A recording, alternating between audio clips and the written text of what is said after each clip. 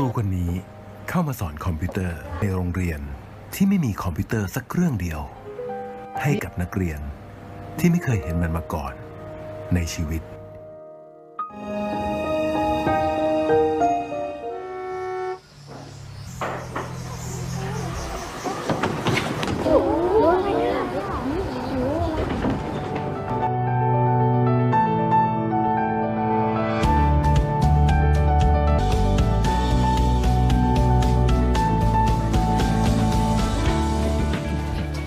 ดิจิทัลบัสจะเป็นหนึ่งในจุดเริ่มต้นของการเรียนรู้เทคโนโลยีขั้นพื้นฐานและการนำเทคโนโลยีเพื่อไปต่อยอดให้เกิดประโยชน์ได้จริง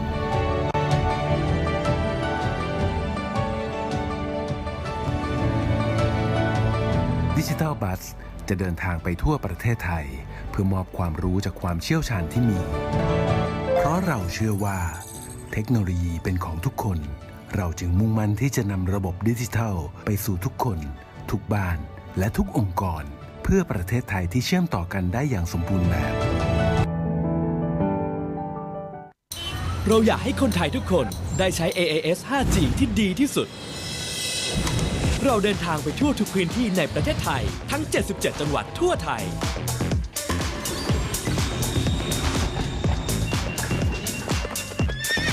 เราจะนำ AAS 5G ที่ครอบคลุมที่สุดเร็วที่สุดคลื่นมากที่สุดไปหาทุกคนเพื่อประสบการณ์ 5G ที่ดีที่สุดของคนไทยทุกคน AAS 5G คลื่นมากที่สุดในไทย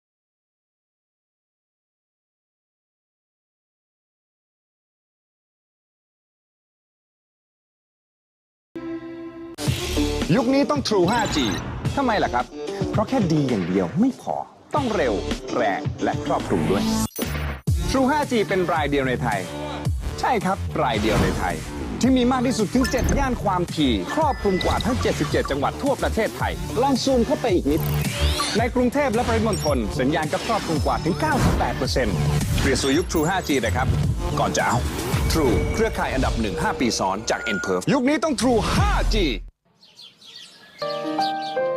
ครูคนนี้เข้ามาสอนคอมพิวเตอร์ในโรงเรียนที่ไม่มีคอมพิวเตอร์สักเครื่องเดียวให้กับนักเรียนที่ไม่เคยเห็นมันมาก่อนในชีวิต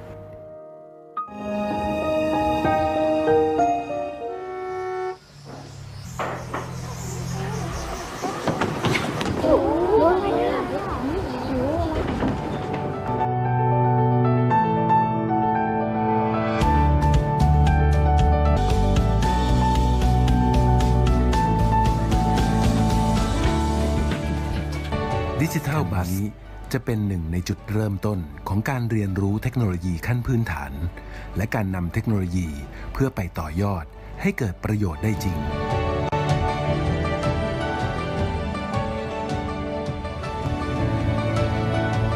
ดิจิทัลบัสจะเดินทางไปทั่วประเทศไทยเพื่อมอบความรู้จากความเชี่ยวชาญที่มีเพราะเราเชื่อว่าเทคโนโลยีเป็นของทุกคนเราจึงมุ่งมั่นที่จะนำระบบดิจิทัลไปสู่ทุกคนทุกบ้านและทุกองค์กรเพื่อประเทศไทยที่เชื่อมต่อกันได้อย่างสมบูรณ์แบบเราอยากให้คนไทยทุกคนได้ใช้ AAS 5G ที่ดีที่สุดเราเดินทางไปทั่วทุกพื้นที่ในประเทศไทยทั้ง 77 จังหวัดทั่วไทย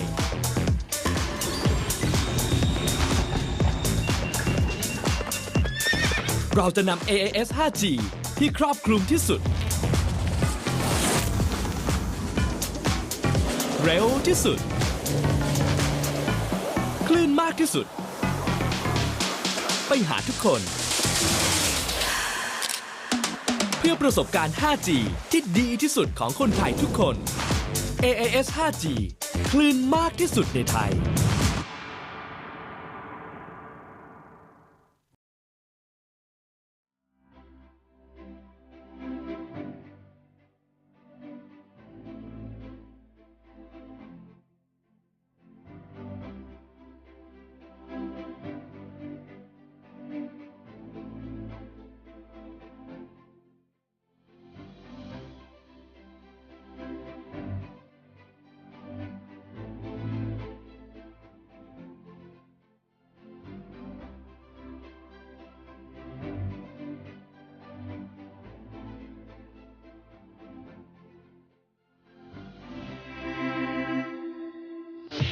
ยุคนี้ต้อง True 5G ทำไมล่ะครับ เพราะแค่ดีอย่างเดียวไม่พอ ต้องเร็ว แรงและครอบคลุมด้วย True 5G เป็นรายเดียวในไทย ใช่ครับ รายเดียวในไทย ที่มีมากที่สุดถึง 7 ย่านความถี่ ครอบคลุมกว่าทั้ง 77 จังหวัดทั่วประเทศไทย ลองซูมเข้าไปอีกนิด ในกรุงเทพและปริมณฑลสัญญาณก็ครอบคลุมกว่าถึง 98% เปลี่ยนสู่ยุค True 5G นะครับ ก่อนจะเอา True เครือข่ายอันดับ 5 ปีซ้อนจาก nperf ยุคนี้ต้อง True 5G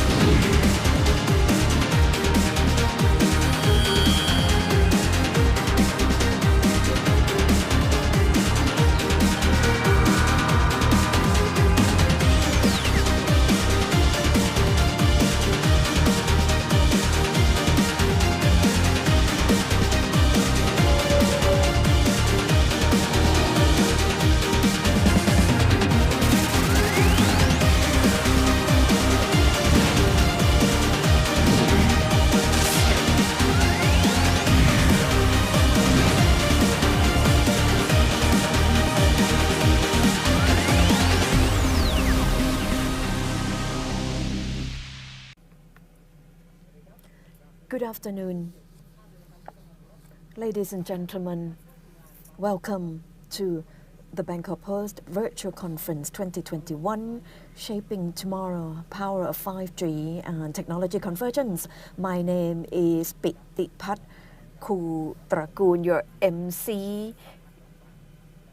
Simultaneous English translation is available on the BangkokPost Facebook page. Thailand is still implementing COVID-19 prevention measure, and we prioritize safety and health, and that is why we are holding it virtually. You're probably familiar with various forms of virtual meetings for a while. This is part of the adjustment to new normal. All of us who are physically present here have undergone rapid test, and we are still working very hard to ride out this crisis.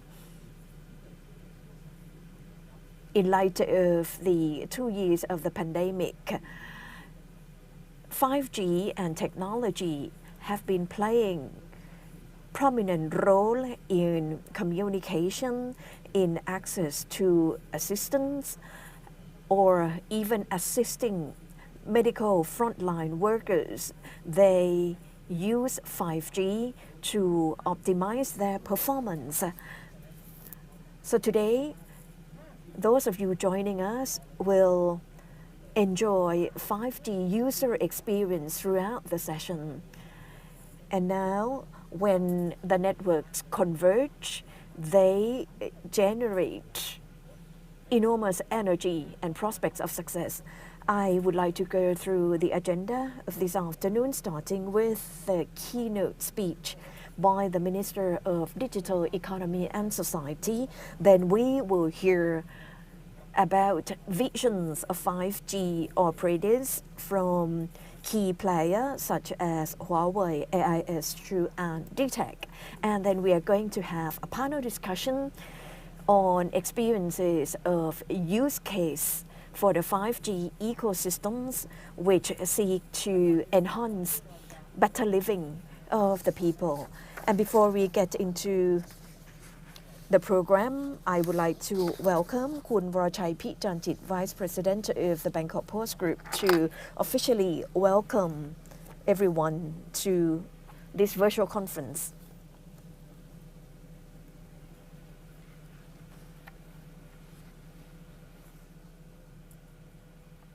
Good afternoon. His Excellency Chaiwut Thana Khamanusorn, Minister of Digital Economy and Society, distinguished panelist speakers, and audiences, on behalf of the Bangkok Post Group, I would like to welcome you all to the Bangkok Post Conference 2021 in the theme of Shaping Tomorrow, Power of 5G and Technology Convergence. Ladies and gentlemen, the COVID-19 pandemic has put Thailand and the rest of the world basically on hold for 2 years. But due to the government's inoculation rollout, we are starting to see light at the end of the tunnel in terms of the recovery. And during the times of crisis, wireless communication technology and digital technology have played instrumental role in addressing obstacles and barriers, be they medically, public health, business conduct, education, people's livelihoods, to the extent that technology use has been integrated as part of Thai people's next normal. During the recovery period we are experiencing from now on, these technologies will play ever more critical role in accelerating the economic recovery, particularly 5G, AI technology, cloud computing. These technologies will enable Thailand to pursue development in earnest as the pandemic subsides. Thailand has conducted the auction of 5G frequencies from early 2020, but unfortunately, we experienced the outbreak, and as a result, news about 5G development have faded from the public spotlight. In any case, now that the government is easing lockdown measures, so the Bangkok Post deems that it is an appropriate time for us to host the Bangkok Post Conference 2021 under the theme of Shaping Tomorrow, Power of 5G and Technology Convergence, in order to update you on Thailand's 5G technology from both the state and private sector's point of view.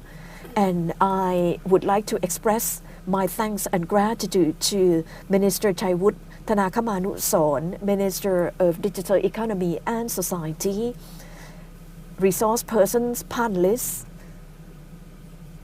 and you, the audiences, for your support, for making today's conference possible. I hope you benefit and take away something from today's event. Thank you.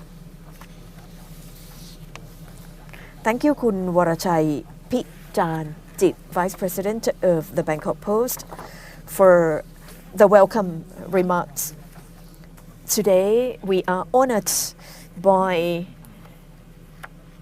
a number of distinguished speakers as well as the minister. I would like you now to meet His Excellency Mr. Chaiwut Thanakkamanusorn, Minister of Digital Economy and Society. สวัสดีครับ Good afternoon. My name is Chaiwut Thanakkamanusorn, Minister of Digital Economy and Society. I am very honored to deliver the keynote speech at this event, Shaping Tomorrow, Power of 5G Technology Convergence, which is hosted by BangkokPost. 5G technology is just not a general technology. However, it's an basic digital infrastructure which will play an important part as economic driver for social development and economic development. It is projected that by 2030, 5G will add $1.3 trillion to global GDP. If we consider the supply side, we'll find that the 5G networks that is launched commercially worldwide will continue to grow. The recent numbers worldwide, there is 176 commercial 5G networks. Thailand also is present in the 5G network map. We have opened 5G technology. So I'd like to thank you, the public and the private sector, for enabling this launch of commercialized 5G, because it's going to serve as important digital infrastructure for economic development.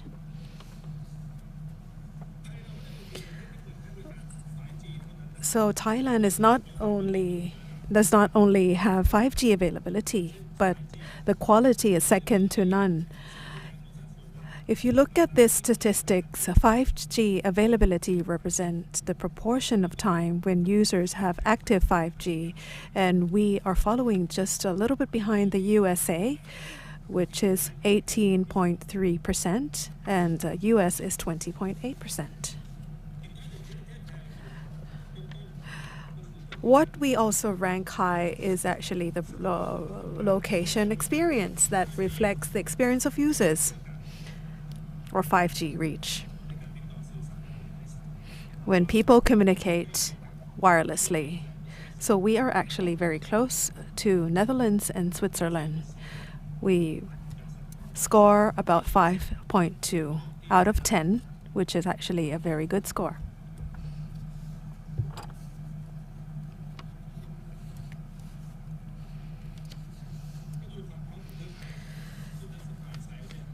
So once you have heard about the supply side, let's now look at the user side, or subscriptions. You can see the increase of subscription that we are actually expecting 3.5 billion users by the end of 2026 in just a few years. That's going to be exponential growth. Currently, it's 580 million, and it's going to grow to 3.5 billion. So it is projected that 5G users is going to increase 40.8% by the end of 2026, and the remaining 46.8% will still be using LTE.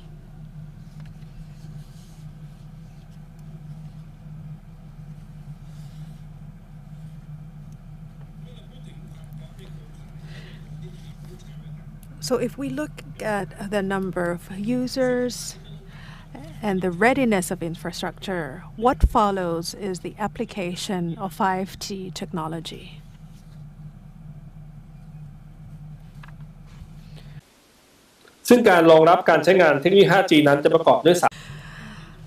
There are actually 5 aspects to the application of 5G. First, it enhances mobile broadband with high-speed data transfer like streaming or hologram.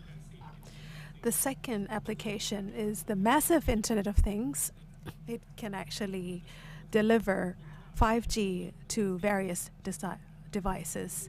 And last application is that it's going to be ultra reliable, low latency communications, which is actually very important for critical communication like remote surgeries or self-driving vehicle, which really needs a low latency and should be highly reliable. I'd like to give you an example of 5G use that can actually support the way of living and the economic growth in Thailand, which is actually an application to agricultural sector, to farmers. We have about 8 million household agriculture and 9 million registered farmers in Thailand.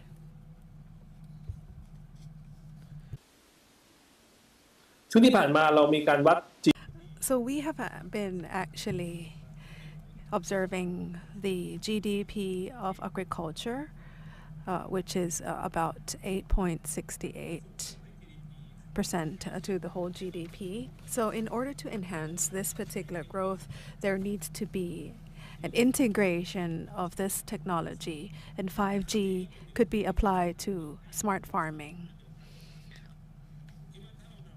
So if we were utilize this 5G into agriculture, it's really going to promote efficiency of farmers. They can actually have increase of revenue and income. And most importantly, it's going to contribute to precision agriculture. Data will be collected through IoT sensors, including livestock tags or soil sensor on tractors, or even capturing high-resolution video by drones. And using artificial intelligence for data analysis to make better decisions in manufacturing and farming. So that's a true agricultural in this era, which is called smart farming.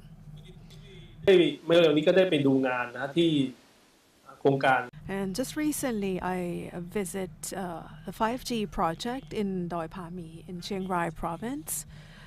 It's an application of 5G to plant vanilla plants. I have a video clip for you.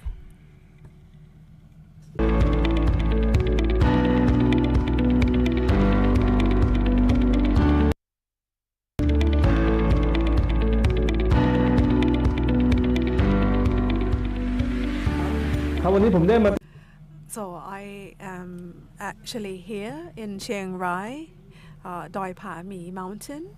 That's the project under the mandate of the Prime Minister General Prayut Chan-o-cha to apply the 5G to enhance the life of the people. We are here in Chiang Rai province. It's an experiment of vanilla plantation in order to support the way of living and occupational development, in order to address the low income and poverty and preventing them from resorting to illegal activities to make living by planting vanilla plants instead. So 5G is actually applied to smart farming.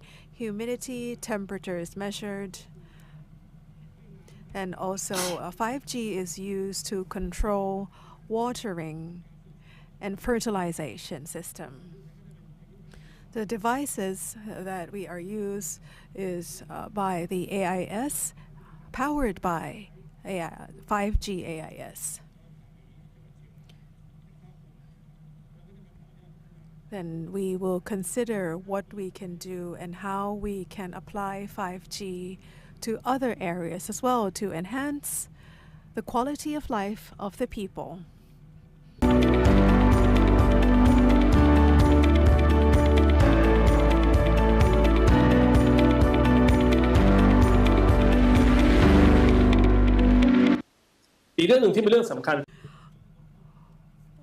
One of the other important sector is healthcare, and I think 5G will play a significant role because Thailand, we have a very strong public health infrastructure. We have very capable medical personnel. So if we were to prioritize Thailand as a medical hub in Asia, I think it's important for us to deploy 5G to healthcare sector. ซึ่ง 5G ใน Healthcare เนี่ยหลักๆที่เรา So 5G in healthcare, I think we need to focus on telemedicine by providing data transmission through high bandwidth and low latency. There could also be remote surgery using 5G technology because currently today with the COVID situation, there needs to be measures in reducing direct personal contact. So remote treatment is being considered. Another aspect is the Internet of Medical Things.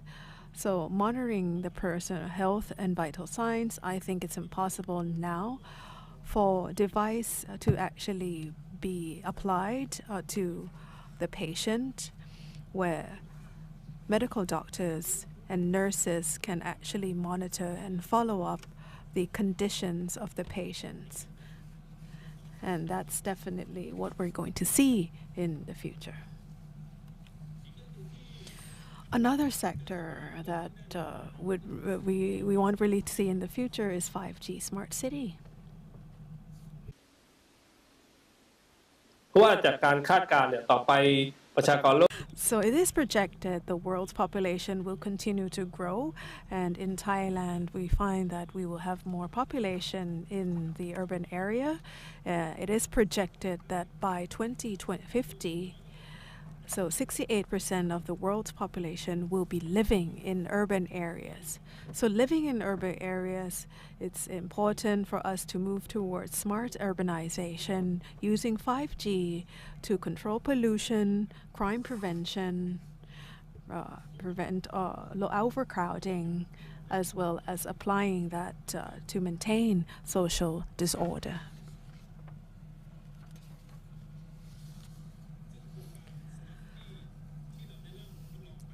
So the smart city pilot, we have applied this concept in the Eastern Economic Corridor, and installing the smart pole system for air pollution detector and SOS button, as well as the surveillance camera.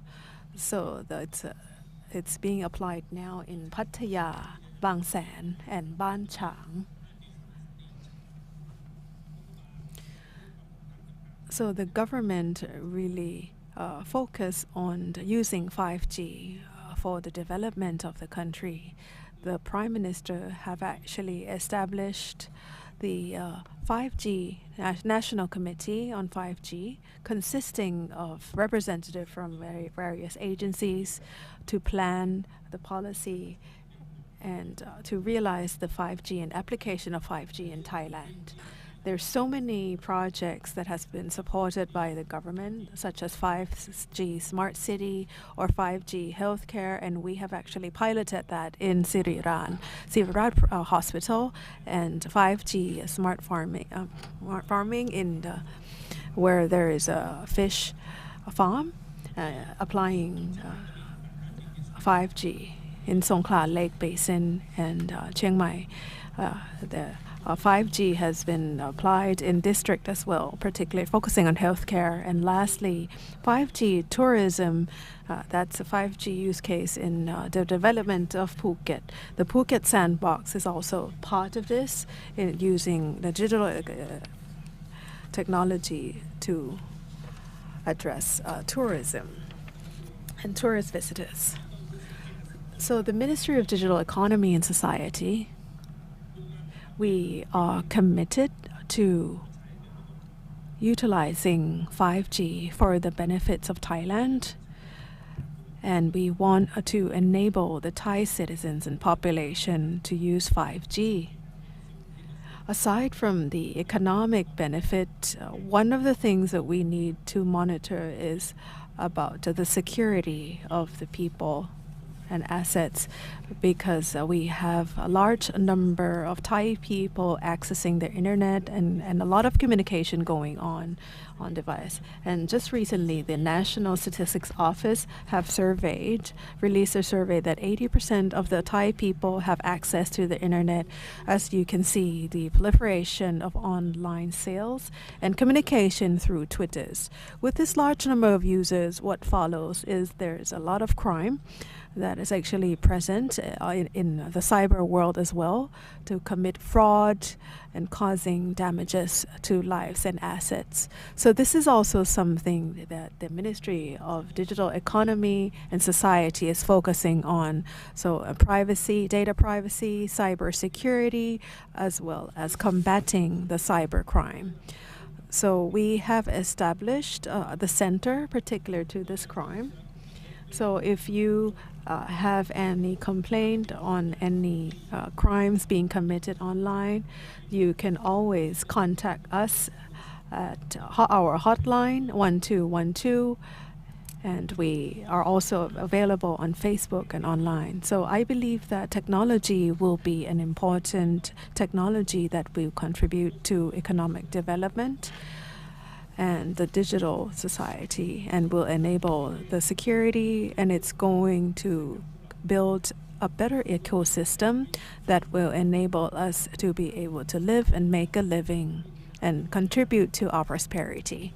So thank you everyone for participating in this forum, in this webinar, and being the part of actually contributing to the total solution of 5G. So the Ministry of Digital Economy and Society would like to extend our sincere thanks for being with us here today.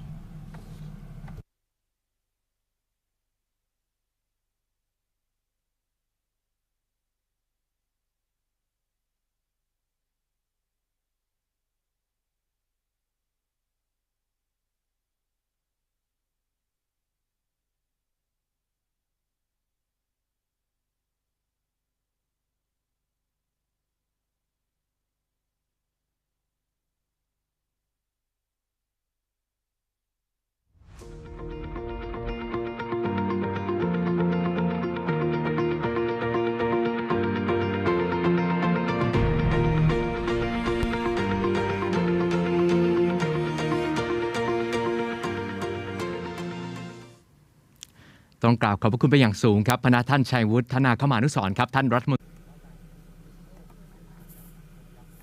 We thank His Excellency Minister of Digital Economy and Society, who has elaborated on the role of 5G technology in driving the digital economy, in agriculture, telemedicine, and smart city. 5G will become even more important. BangkokPost Virtual Conference 2021, Shaping Tomorrow, Power of 5G and Technology Convergence. Joining us, we've got representatives from 4 of Thailand's leading technology and telecom firms, namely Huawei, AIS, True, and Dtac, which are contributing their views on the potential of 5G technology. The first keynote speaker to share his 5G experiences is from Huawei, a provider of global ICT services and smart devices driving holistic solutions across 4 main sectors: telecommunications, IT, smart devices, and cloud services, with a commitment to provide digital solutions for all and to connect organizations to the smart world. So please welcome, ladies and gentlemen, Mr. Abel Teng, Chief Executive Officer of Huawei Technologies Thailand Company Limited. สวัสดีครับ Your Excellency Kun Chai-wood, Minister of Digital Economy and Society, Kun Vorachai, the Vice Chairman of BangkokPost, distinguished guests, ladies and gentlemen. It's my great honor to be invited to join today's 5G forum of BangkokPost and to share some of our insights about how to shape tomorrow with 5G technologies to light up the future. As we all know, we are now entering into the digital world. especially with these digital and ICT technologies, with 5G, cloud, big data, and AI and IoTs, which will form a real digital world with all things strengthening, with all things connected, also with all things intelligent. As we all know, unfortunately, this COVID-19 outbreak has brought huge impacts to people's living, to the businesses, and also to the national economy. But from another side, we can see this pandemic has also accelerating the digital transformations for all aspects of the societies. Like, take for example, according to some investigations from ONDE and some consultancy companies in Thailand, people go for e-commerce shopping online have been increased greatly from 37% to 76%. People work from home because of this COVID-19 has been increased from 70% to 30%. From perspectives of companies and corporations, we can see the cloud adoption have also been greatly increased from 26% to 70%. While we can also see under this COVID-19 situation, the industry digitalization have been also accelerated a lot.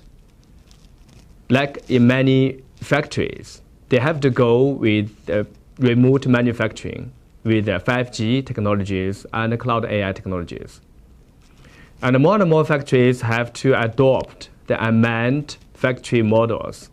Also with the digital twins technologies, it greatly improved the digitalizations. When we look at the trends of the technology industries, we all know there are two major laws. One is the McCarthy's law. The value of the telecommunication industry is proportional to the square of the number of the users, also based on the nodes of the networks. According to Moore's law, the number of transmitters, which means the computing power, will be doubled every 2 years, while the price of these parts will greatly be decreased. So with this McCarthy's law and Moore's law, we can see that the digital economy will grow faster and faster, which will bring a huge increase to the national GDP. When we look at digital economy, we also know that the connection and the computing power sits in the center, bears the cornerstones of the digital economy. When we look at this, 5G plays most important role for this digital economy, which is becoming the cornerstone of the digital economy. So when we look at the 5G, we will know that comparing to 4G, 5G is not only a technology for telecommunications, not only a technology for communications and people's life, but it's more, it's beyond that. We can see 5G is now becoming actually the key driver for the economy. When we look at the deployment and the rollout speed of 5G, it's almost 20 times more faster than 4G, especially in the pioneering countries like China, South Korea, and some Middle East countries. Some investigations like the CAICT and Accenture reports revealed that the countries who adopted the 5G as the pioneer or as the front runner, and even the COVID-19 impact last year, their GDP growth per capita have relatively smaller negative impact compared to other countries, like only minus 1.4%, while other countries we can see is almost even 9%. When we look at the future with the 5G technologies, we are also expecting more output and facilitation from the 5G technologies to the national GDP growth. Take for example, in EU, they forecasted that maybe within the next 5 years, the 5G technology will bring in at least 1 trillion GDP growth and contribution to the whole EU countries. For China, we forecasted as well more than almost 2 trillion euro to the country's GDP development. Meantime, we can see with the 5G technologies and the main ICT infrastructures, the 5G is now changing the role of the country's new infrastructure. With 5G, with IoT, with the computing, AI, and cloud technologies, the digital economy will form two digital infrastructures.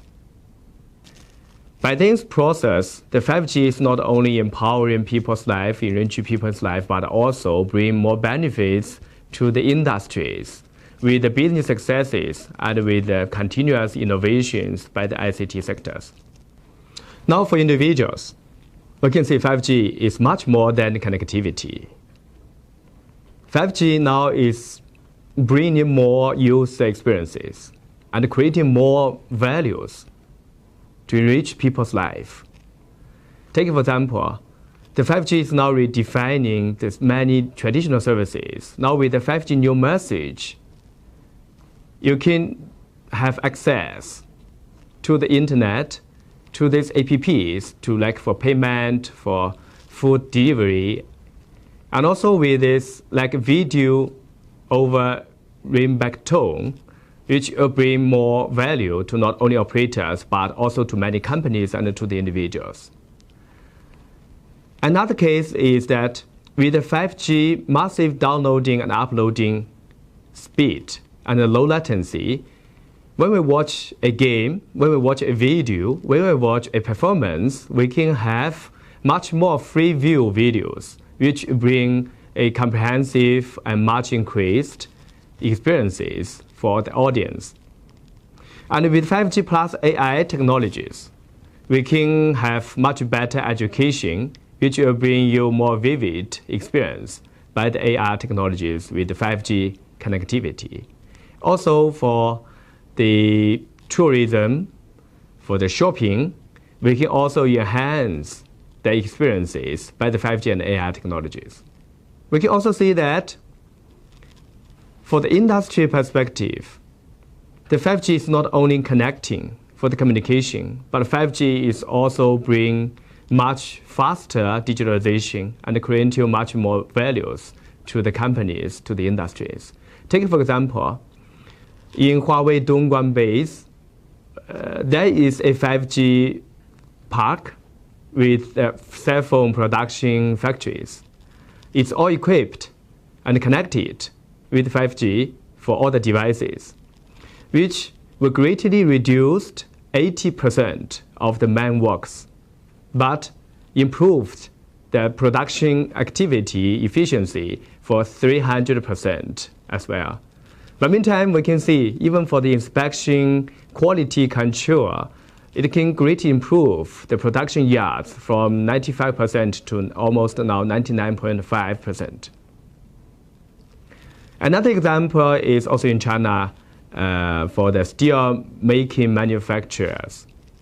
They adopted 5G in the production area, which greatly improved the efficiency for 30%. Most important is that it improved the working environment for the workers. Before, for this, because of the dust, the noise, especially the high temperature of this steel making environment, they need at least 3 people to work for one crane machine. But now with the 5G connectivity, with these AI technologies and high definition cameras, with the 5G uplinking, people can sit in very comfortable, air-conditioned offices to control these cranes.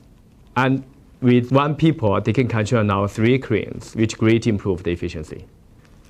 After sharing this future of the 5G, which will bring to not only individuals, but to industries, let's also have a look at what 5G can bring to Thailand. According to some investigation from GSMA, the 5G will lead to digital transformation for many main industries, like the manufacturers, like the financial services, for the retail, for healthcare, and also agriculture. These are also most important industry pillars in Thailand's GDP and economy.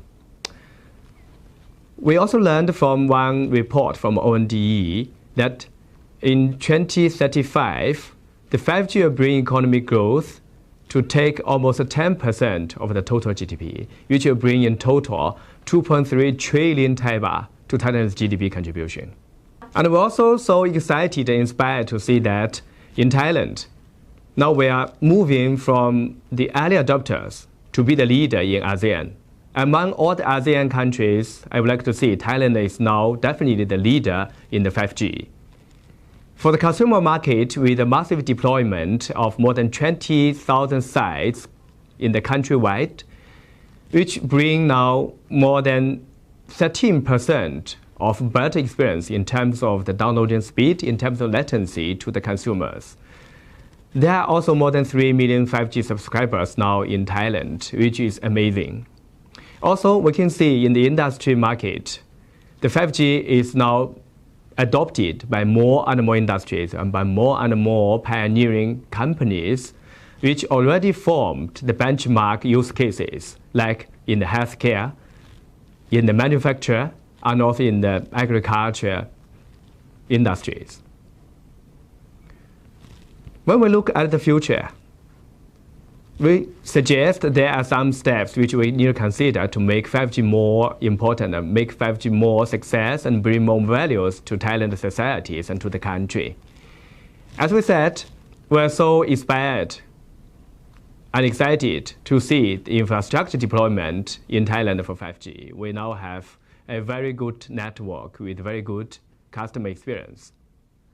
Also, for the public empowerment, we have done a lot, like to make it more affordable, to train more, empower more talents, and also to educate more to the people, to leave no one behind to know these new technologies. So for the policy and for ecosystem part, Thailand has also done a lot of job for that.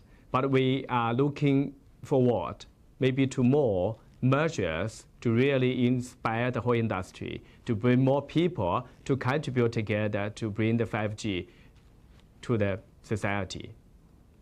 In terms of the policy part, we can see that globally, more and more countries, they are now announcing, publishing the digital infrastructure policies and plans as incentive to stimulate the digital economy development. Take for example, like in China. China announced the new infrastructure last year under the COVID-19 situation. We can see that under the new infrastructure frame, among the 7 domains, there are 4 major domains are related to the 5G, to the digital technologies, including the 5G, big data, cloud AI, and even Internet of Industries. In EU, in South Korea, in USA, we can also see a lot of policies as well as investments to the 5G industries. Another perspective we want to suggest is the ecosystem. We do think to establish a national 5G alliance is necessary and is a must. Take reference from other pioneering countries to build a better 5G ecosystem, to bring 5G to a higher level, to enrich people's life, to help for the industry development, to boost the digital economy development. As we all know, the pandemic has brought in huge impact to the society, to all of us. But when we look at this crisis in Chinese context, crisis means 2 words. One is Wei, another one is Ji. Wei means danger, threat. But when you look at Ji, it means opportunities. That means always in one crisis, besides the threat and danger, there is always opportunity. It's the same for this pandemic situation. So we can see that pandemic has closed many doors, unfortunately, but it offers a new window of hope, which facilitates and accelerates digitalization to enrich better people's life, to bring more values to the industries, to have a better for the GDP recovery and for the future GDP growth. So Together, we believe that the 5G will light up the future for Thailand. Together, we would like to bring the 5G and digital technologies to every person, home, and organization for a real, fully connected and intelligent Thailand. And thank you. ขอบคุณครับ Thank you so very much, Mr. Abel Teng, Chief Executive Officer of Huawei Technologies Thailand Company Limited. Thank you so much for your contribution on this topic. ได้ฟังกันไปเป็นที่เรียบร้อยนะฮะกับ So that was our first speaker, CEO from Huawei. He discussed the benefits of 5G to the country, to the economy, to the infrastructure, the agencies, organizations, and people. And his last words was, despite the COVID-19 has closed a lot of doors, but digitalization and the future and 5G technology is going to bring great opportunities to New Hope. So let's continue and let's hear from the service providers. So the second speaker to give insights, he is actually from the Total Digital Decision Solution. And this service provides mobile and coverage and fixed broadband and communication in the form of AIS fiber and digital service and digital content under the theme called Live Digital, Live More. Please welcome Kun Somchai Lertsuthivong, CEO of Advanced Info Service Public Company Limited, please.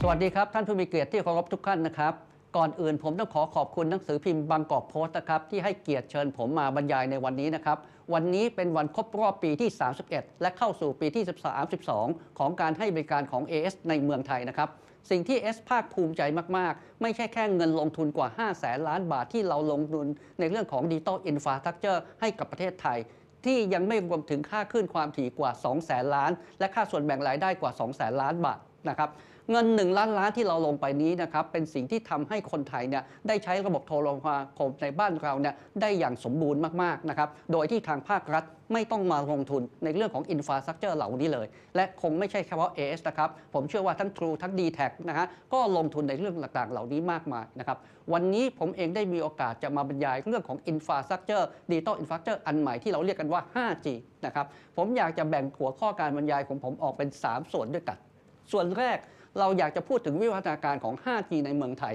ว่ามีวิวัฒนาการอย่างไรบ้างนะครับส่วนที่2แล้วตัว 5G นะครับในเชิงอีโคโนมิกในเชิงเศรษฐกิจเนี่ยนะฮะมันจะก่อให้เกิดอะไรบ้างในอนาคตอันใกล้นี้และอันที่3ก็คือว่าเราจะทำอย่างไรให้สิ่งที่เราตั้งใจหวังว่าจะใช้ประโยชน์กับ 5G เนี่ยเกิดขึ้นได้จริงนะครับผมขอเริ่มจากสไลด์อันนี้เลยนะครับก็คือว่าวันนี้เราเห็นอยู่แล้วนะครับว่าพฤติกรรมผู้บริโภคหรือพฤติกรรมของคนเนี่ยเปลี่ยนแปลงไปตามเทคโนโลยีที่เปลี่ยนไปจริงๆนะครับสมัยก่อนเราดูโทรทัศน์ดูทีวีนะครับจอ1เครื่องเรามาดูกันทั้งบ้านนะครับแล้วก็เปลี่ยนไปเปลี่ยนมาจนกระทั่งมาดูเรื่องของสตรีมมิ่งบนมือถือไม่ต้องพูดถึงเรื่องกล้องนะครับที่ตัวโกดักจากฟิล์มหายไปมาถ่ายรูปจากกล้องบนมือถือทั้งหลายสิ้นทั้งหมดนะฮะและที่สำคัญมากๆก็คือว่าพฤติกรรมต่างๆของคนเนี่ยได้เปลี่ยนแปลงไปอย่างมากมายและแน่นอนนะครับวันจะยิ่งเปลี่ยนแปลงเร็วและแรงมากขึ้นด้วยการที่มีเทคโนโลยี 5G นี้เกิดขึ้นมา 5G คืออะไรนะครับ 5G จริงๆแล้วนะครับไม่ใช่เป็นเรื่องของแค่ความเร็วอย่างเดียว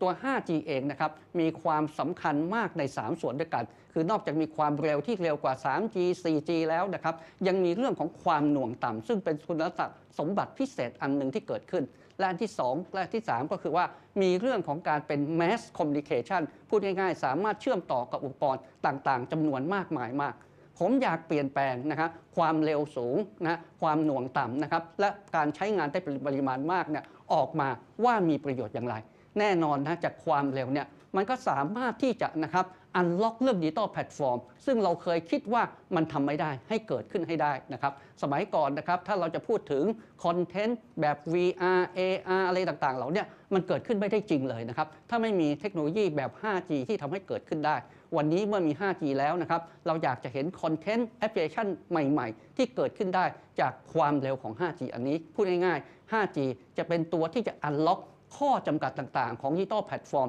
ที่คนเราตั้งใจจะทำให้มันเกิดขึ้นได้นะครับอันที่2ก็คือเรื่องของการจำนวนมากที่จะเชื่อมต่อกันนะครับเราพูดถึงเรื่อง IoT เรื่องของ Internet of Things นะครับการที่มี 5G ขึ้นมาจะสามารถทำให้สิ่งต่างๆเนี่ยเชื่อมต่อกันได้อย่างมากขึ้นนะครับวันนี้รถยนต์ไร้คนขับที่จำเป็นจะต้องใช้ความเร็วในการสับหลีกต่างๆเหล่านี้การมี 5G เนี่ยจะเชื่อมต่ออุปกรณ์ต่างๆเหล่านี้ทำให้รถยนต์ไร้คนขับเนี่ยเกิดขึ้นได้จริงนะครับอันที่3ในเรื่องของความหน่วงต่ำ 5G นะครับจะทำให้สิ่งต่างๆซึ่งเราไม่เคยคิดว่าจะทำได้เช่นการผ่าตัดทางไกลนะครับซึ่งจะต้องมีความแม่นยำนะครับจะมีดีเลย์ไทม์สักเล็กน้อยเนี่ยก็เป็นไปไม่ได้สิ่งต่างๆเราเนี่ยเป็นสิ่งที่จะทำให้นะครับตัว 5G เนี่ยทำให้แอปพลิเคชันต่างๆเกิดขึ้นได้ดังนั้นคุณสมบัติ3อย่างที่ผมบอกนะครับมันจะเปลี่ยนนะครับพฤติกรรมคนนะครับจะมีแอปพลิเคชันต่างๆเนี่ยเกิดขึ้นมากมายจริงๆในบ้านเรานะครับผมอยากจะบอกว่า 5G ของเรานะฮะไม่แพ้ชาติใดในโลกนะฮะเราใช้นะครับตั้งแต่ยุค 1G เป็นอนาล็อก 2G นะครับเป็นดิจิตอลต้องเป็นยุคของ GSM เข้ามานะมาถึง 3G 4G ช่วง 3G 4G เนี่ยประเทศไทยเราเนี่ยนะล่าช้ากว่าต่างชาติเนี่ยประมาณ10 ปีเหตุผลก็คือว่าเราเนี่ยมีกสทช.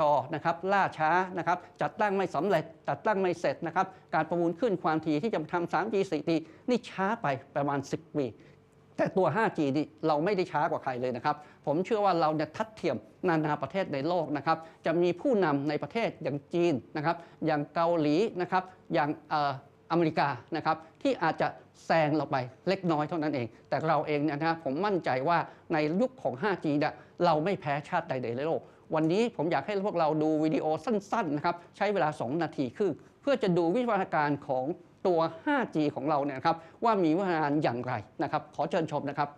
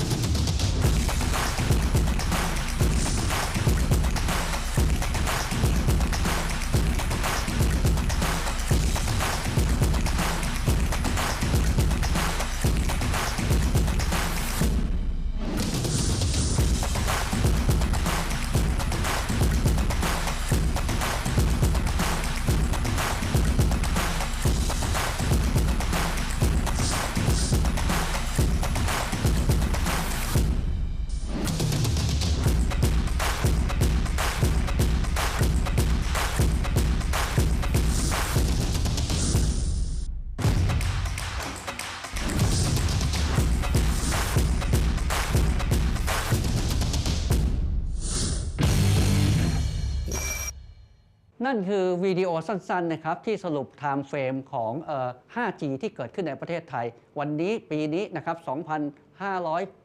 2564นะครับจริงๆ 5G ของเราเนี่ยครับเกิดขึ้นมาเนี่ยก็เมื่อปีที่แล้ว2563หลังจากที่กสชเนี่ยได้ประมูลขึ้นความถี่ 26,000 ขึ้นมาก็ถือว่าเป็นวงจรของการได้ 5G อย่างสมบูรณ์แบบแต่เราได้มีการทดลองนะครับตั้งแต่สมัยยังไม่มีขึ้นความถี่ในปี 2562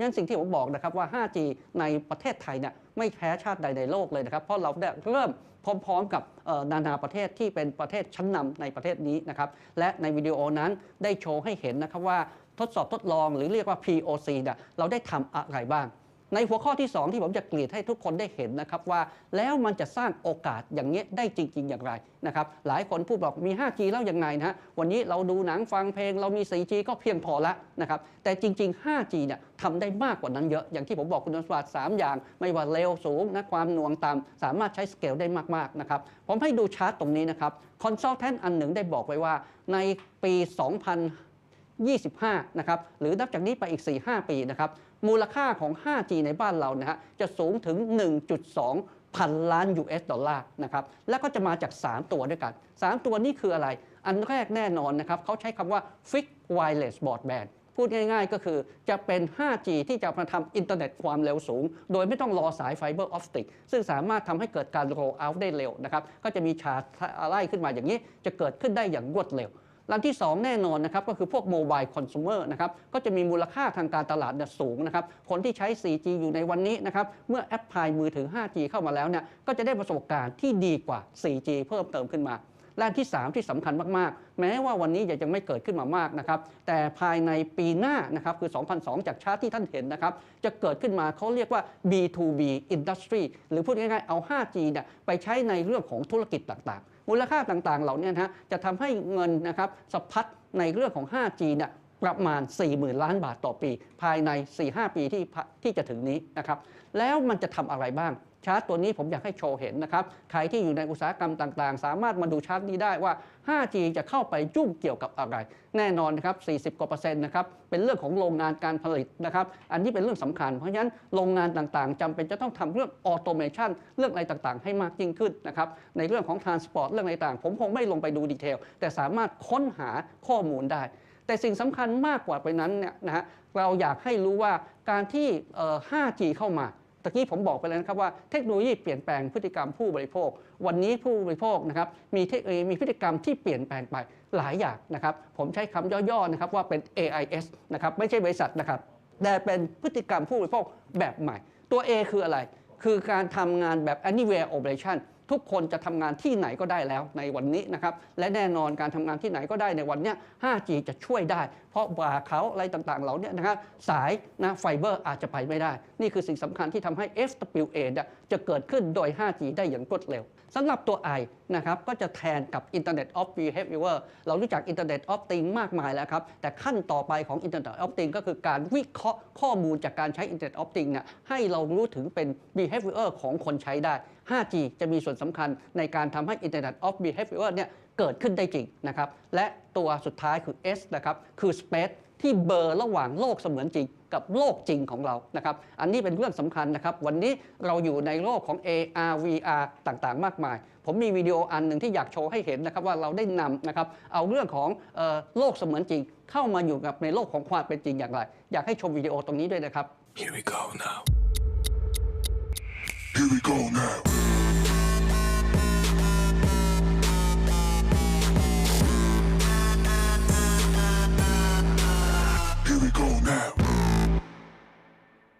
ท่านคงเห็นประโยชน์นะครับของ 5G มาแล้วนะครับว่าจะมีอะไรมากมายที่จะเกิดขึ้นแต่สิ่งสำคัญมากไปกว่านั้นก็คือไม่ใช่เรื่องแค่เทคโนโลยีอย่างเดียวนะครับการที่จะใช้ 5G นะให้เกิดขึ้นออกดอกผลให้จริงนะฮะมันจะเกิดอะไรขึ้นบ้างผมเคยบอกตลอดเวลานะครับว่าบ้านเรา 5G เนี่ยเรามาไม่ได้ช้ากว่าคนอื่นนะครับแต่มันจะทำให้เกิด 5G Ecosystem ได้สมบูรณ์แบบนะจำเป็นจะต้องมี3องค์ประกอบที่สำคัญอันแรกเรื่องเน็ตเวิร์กผมคุยไปแล้วไม่มีปัญหานะครับทุกองค์กรทุกค่ายเนี่ยได้ลงทุนเน็ตเวิร์กอย่างแข็งแรง แต่จำเป็นจะต้องมีอันที่ 2 คือเรื่องของ device นะครับคืออุปกรณ์ต่างๆที่จะมาเชื่อมใช้ 5G เนี่ยจะต้องสมบูรณ์ด้วยและอันที่ 3 ก็คือเรื่องของ vertical operation ในแต่ละ area ที่เกิดขึ้นถ้าเกิดว่า network device และ application เนี่ยสมบูรณ์ขึ้นมาเนี่ยจะใช้งานได้จริงแน่นอนโดยเฉพาะในยุคนี้อย่างที่เราเห็นนะครับว่าในโลกของเริ่มโควิดเข้ามานะครับการใช้ชีวิตของเราเนี่ยเปลี่ยนไปอย่างสิ้นเชิงการว่า work from home learn from home เป็นเรื่องปกติมากมายนะครับเราคุยเรื่อง digital disruption เราคุยเรื่อง digital transformation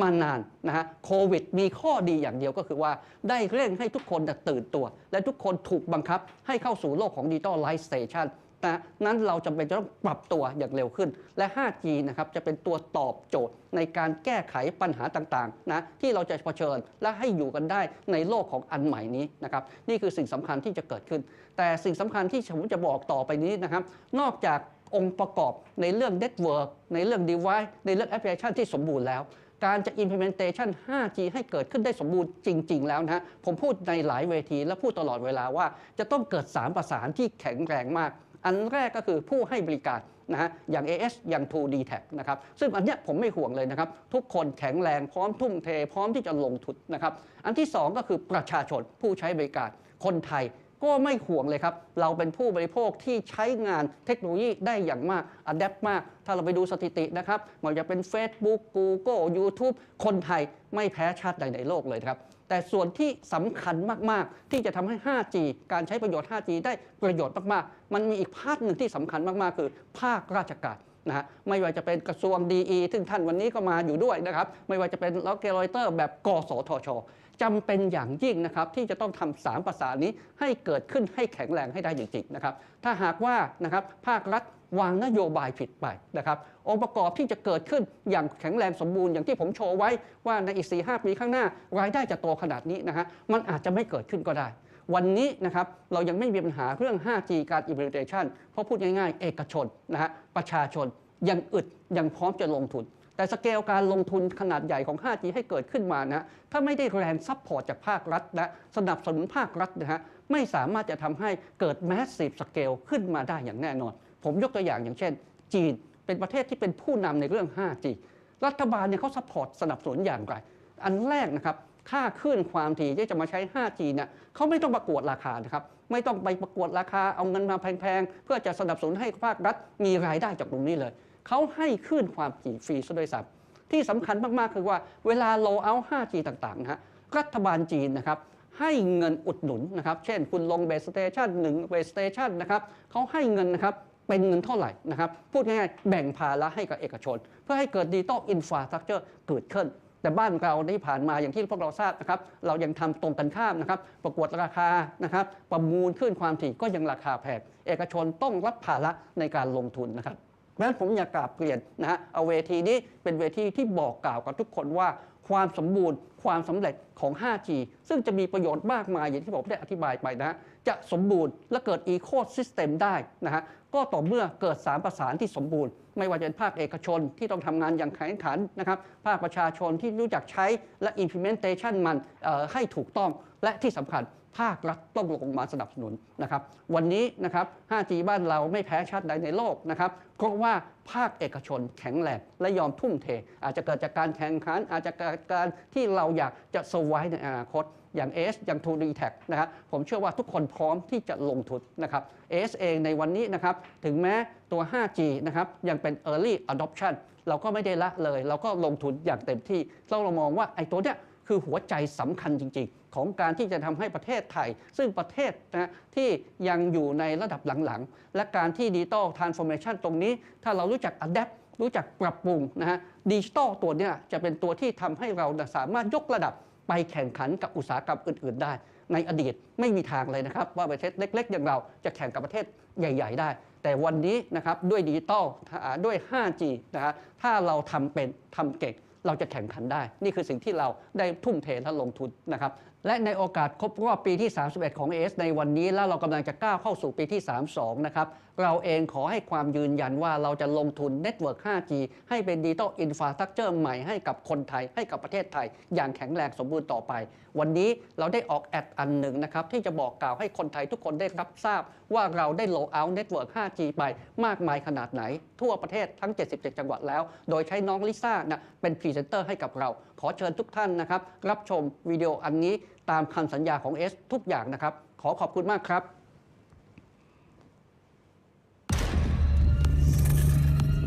เครือข่ายที่มีคลื่นมากที่สุด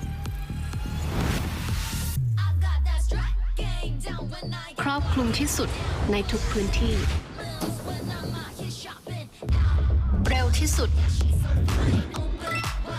แรงที่สุด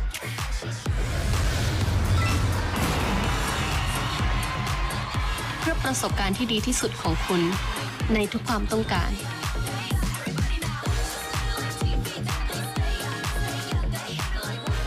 ตอบสนองทันใจในทุกไลฟ์สไตล์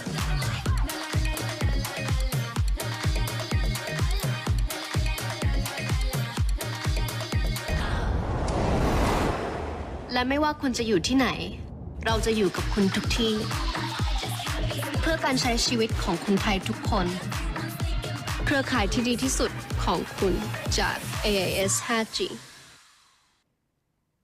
ต้องกล่าว So thank you very much, Kun Somchai Lertsitthiwong, CEO of Advanced Info Service, for sharing your insights as 5G service providers.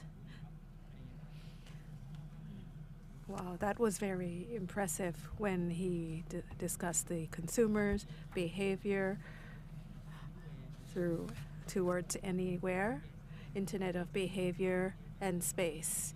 Because we are moving towards the environment of AR and VR, so 5G is going to play an ever more important experience to support this.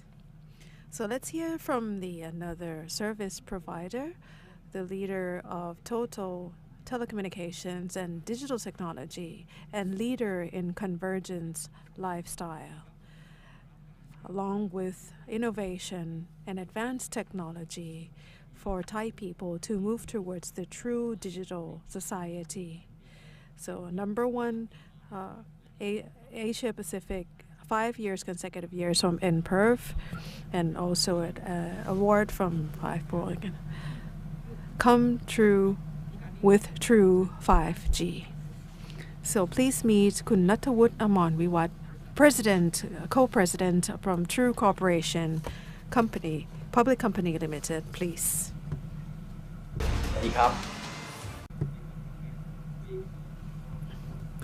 So good afternoon, His Excellency Minister of Digital Economy and Society, and audience and other experts. So thank you for extending your invitation to True today.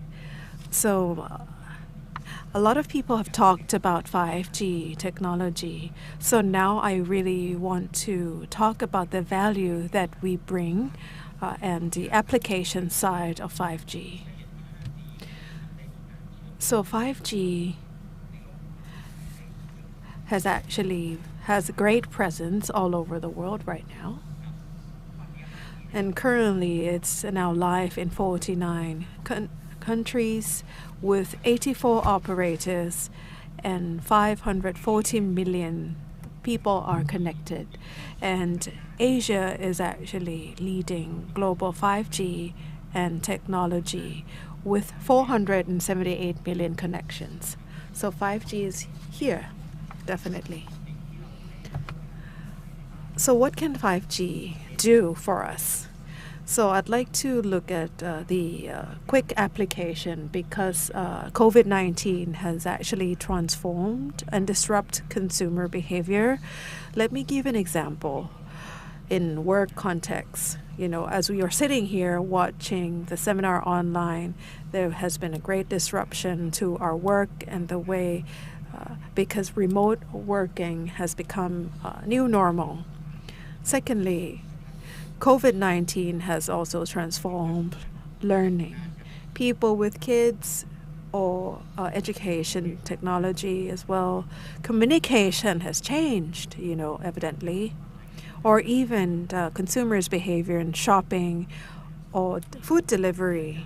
So this could actually lead to a long-term change, or even life at home, entertainment, because we need high speed and people at home can actually consume rich media at home effectively. And particularly in relevance to COVID, online consultation has changed. In the past, you would have thought that public hospitals is encouraging patients to meet online, and public sector or public hospitals is actually at the forefront of this change. And lastly, what we're going to see is actually the change in travel behavior. How can travel be online, you may wonder? Digital service that is coming along with travel, whether it's vaccine, passport, or work and travel, we're going to really see this new normal in travel sector. So there are so many catalysts, especially from COVID-19. So enabling the success of 5G and to bring true value to our trade partners and customers and clients, we cannot just look at the telecommunications side, but it's also enabling that ecosystem has become really important. True, as telecommunications, you will always think of mobile internet or high-speed internet.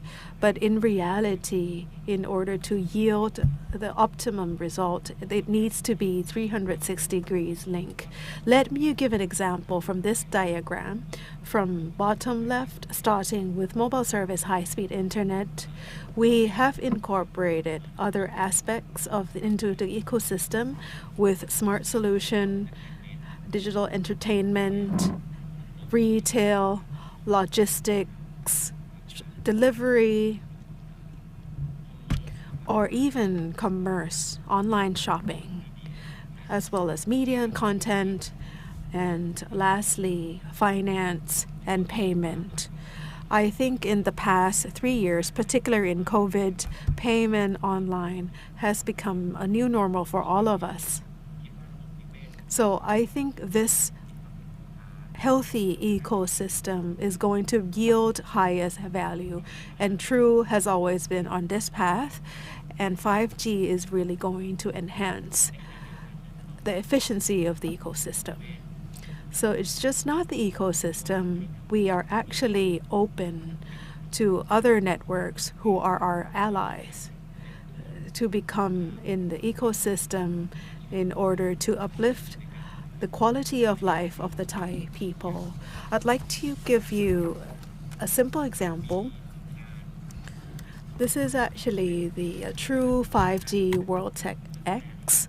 That's the 5G online exhibition showing the real service that we provide to our clients.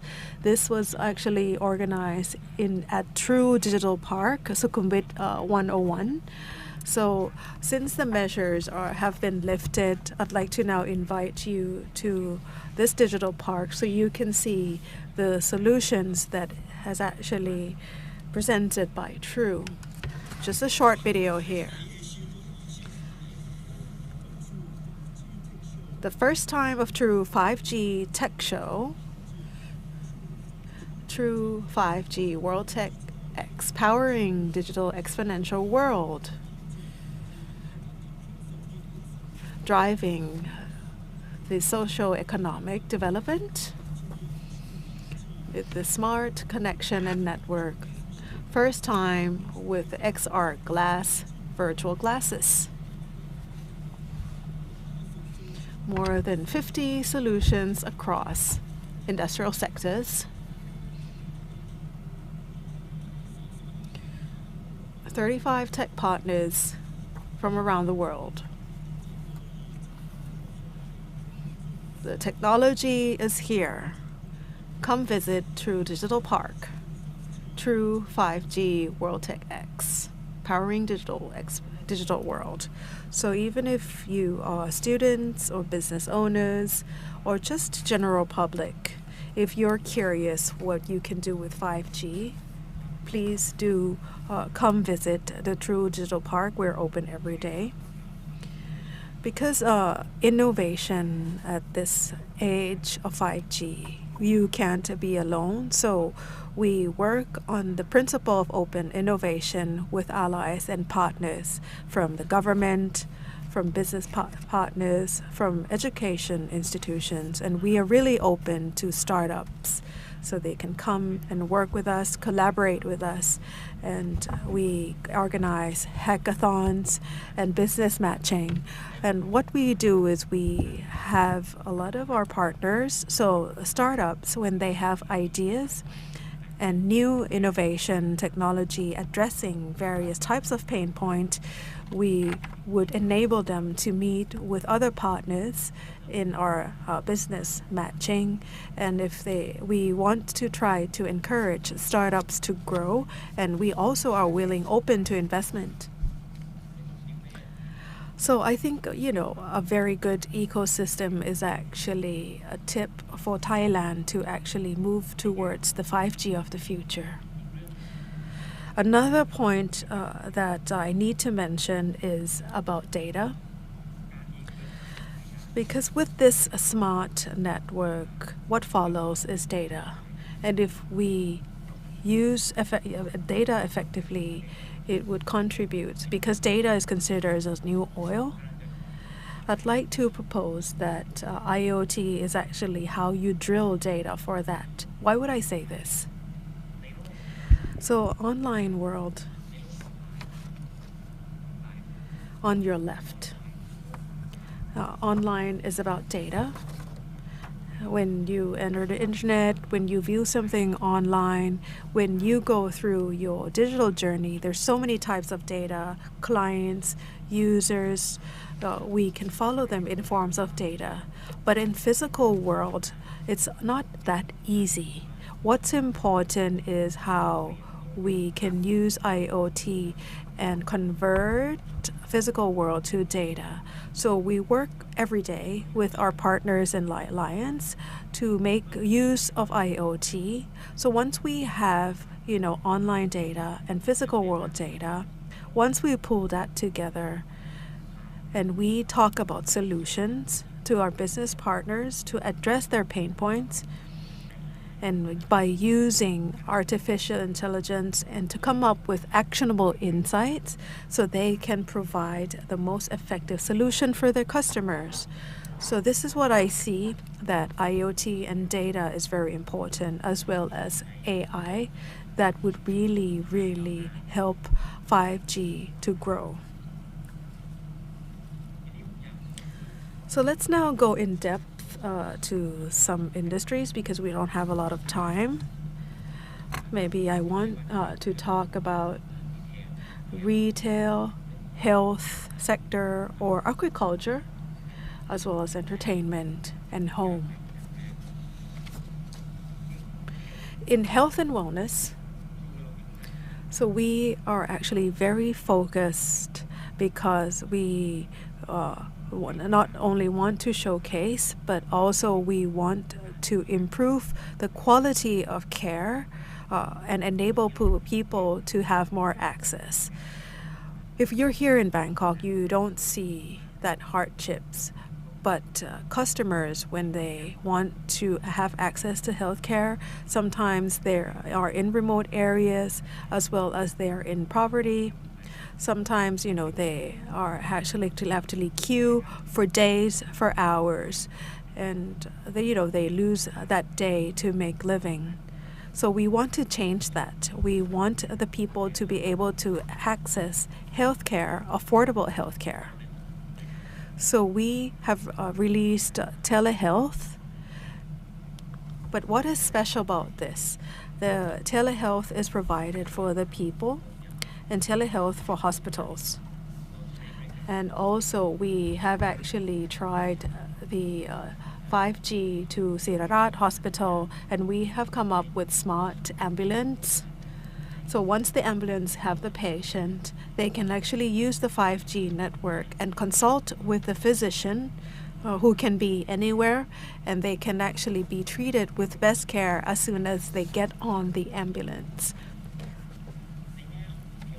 For health solution platform, we have telehealth where you can meet your physicians on your phones, on your smart devices, and we have over 320 medical specialists, and that number is growing, and 20 specialties.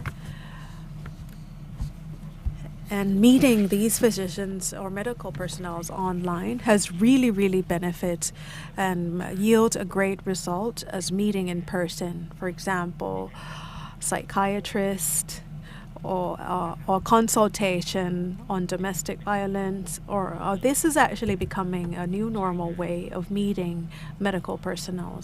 We have a lot of users and the number is growing. There's also medicine delivery, and that reduces the time to actually about 1 hour.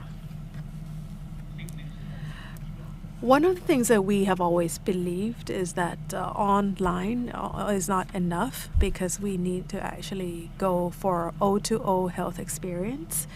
So we have actually established or built a booth that can be located everywhere. That's maybe not the hospital, but they can actually meet physicians there privately. And at the same time, meeting physicians online is actually just a part of the whole healthcare system.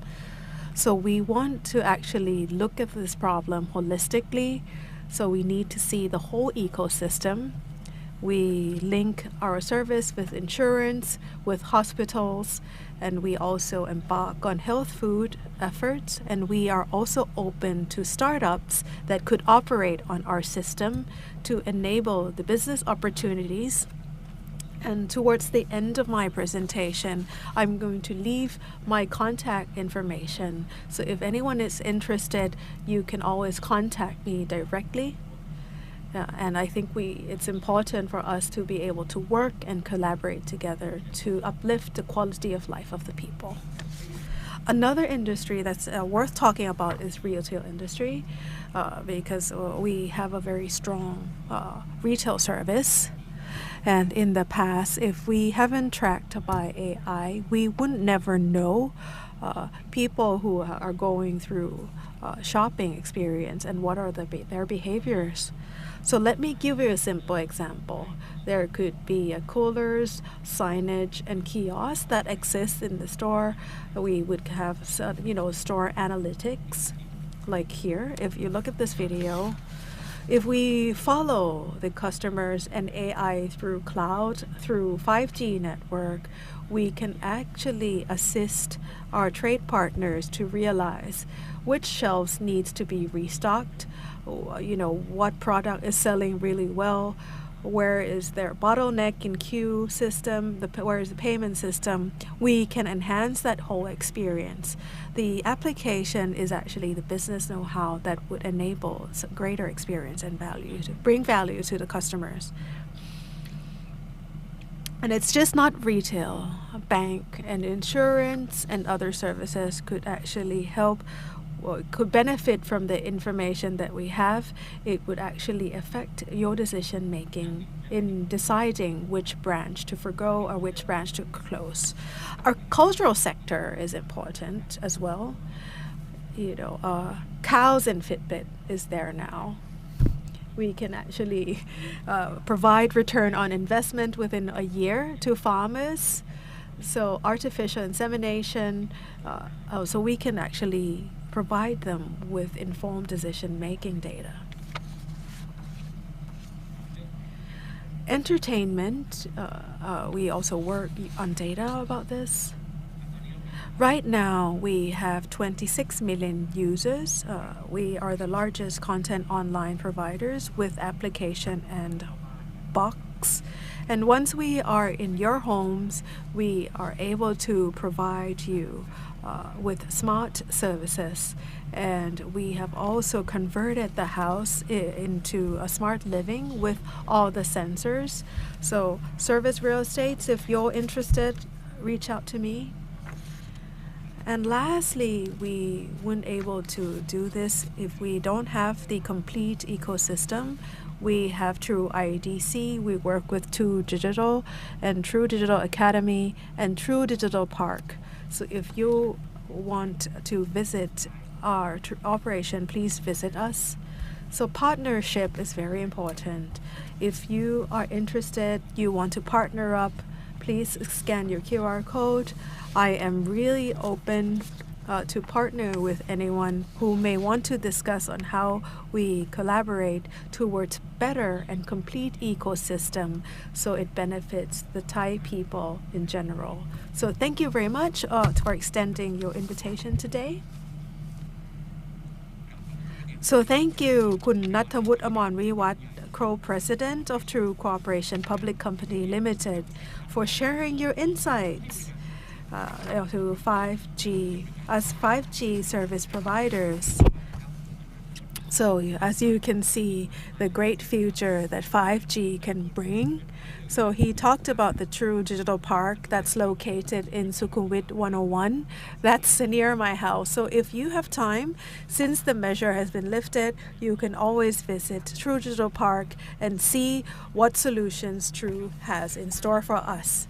So we are here to our last experts for a service provider from Dtac, Total Access Communication Public Company Limited.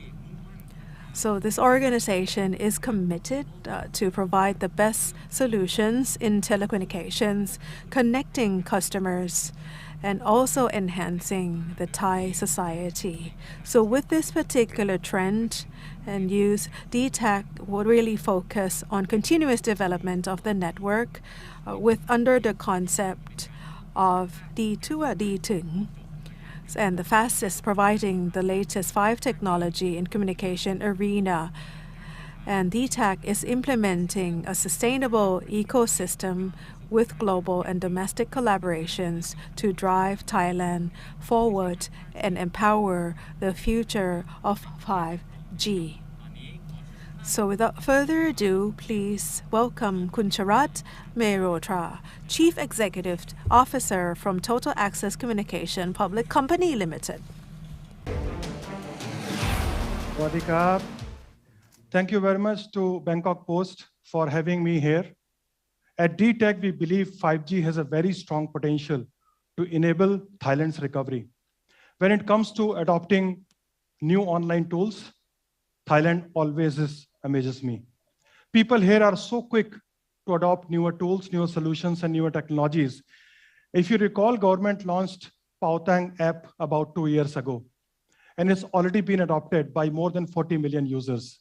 Meanwhile, it's so-called mature markets, but mature markets with 5G developments, they still don't have QR code payments. This is why I, at Dtac, are very confident that 5G can be a powerful engine for Thailand's 5G recovery.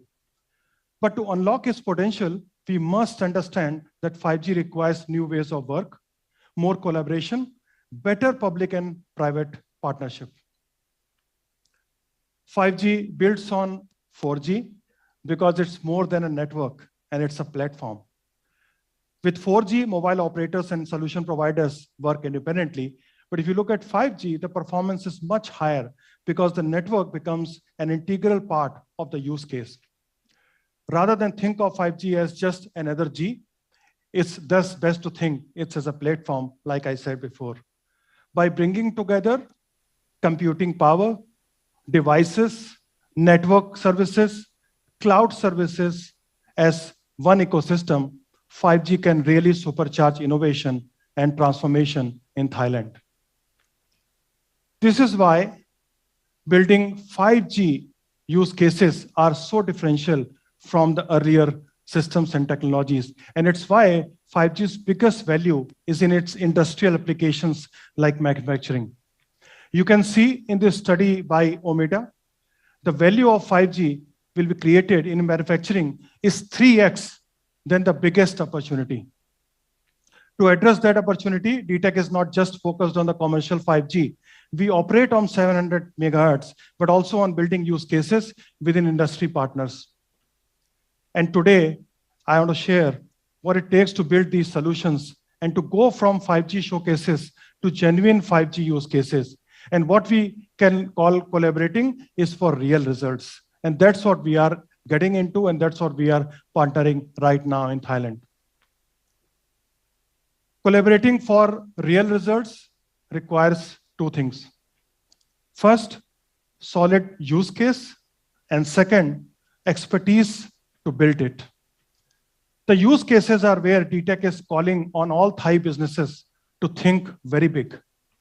A 5G use case without a business partner is just another showcase for mobile operators or the device manufacturer. Whether it's a fishery or a manufacturing plant, businesses are best positioned to identify where 5G can create real value for them and for the industries. The second requisite for real results is expertise. That's where we come in. When it comes to 5G, Dtac has the backing of Telenor Group. Telenor was named by the European Union as the leader of public-private partnership for 5G innovation in Europe. Not only that, but Telenor has a unique level of partnership with major global players like Ericsson, Google, Amazon, and Microsoft. If you can dream it, we can help build it. And that's what we are confident about this arena.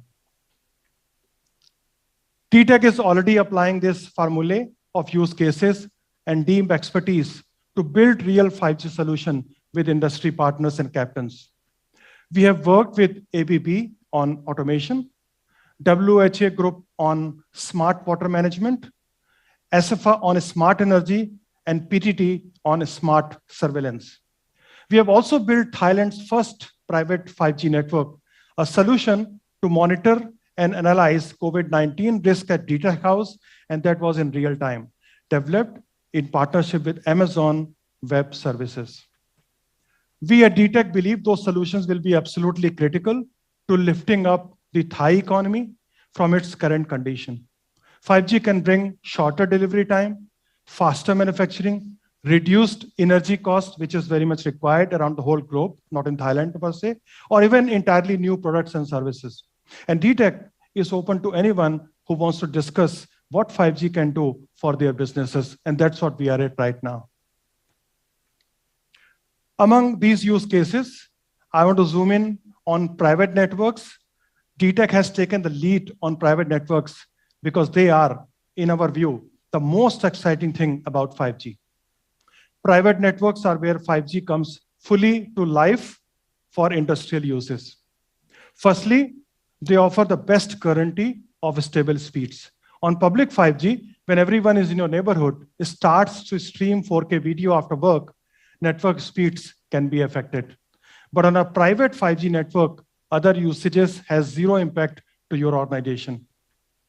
Secondly, private networks with edge computing can achieve near instant latency times under 1 millisecond.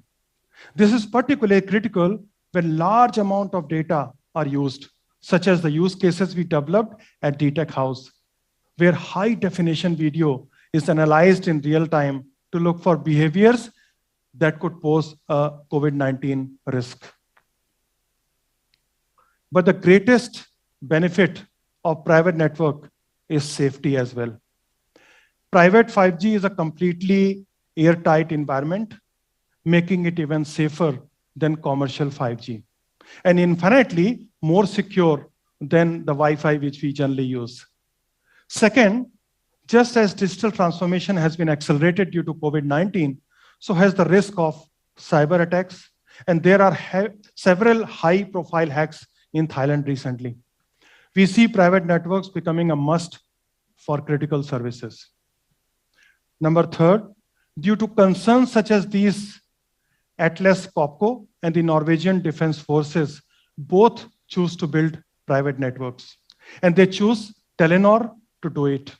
At Dtac, we are lucky to have those same Telenor experts working with us as well.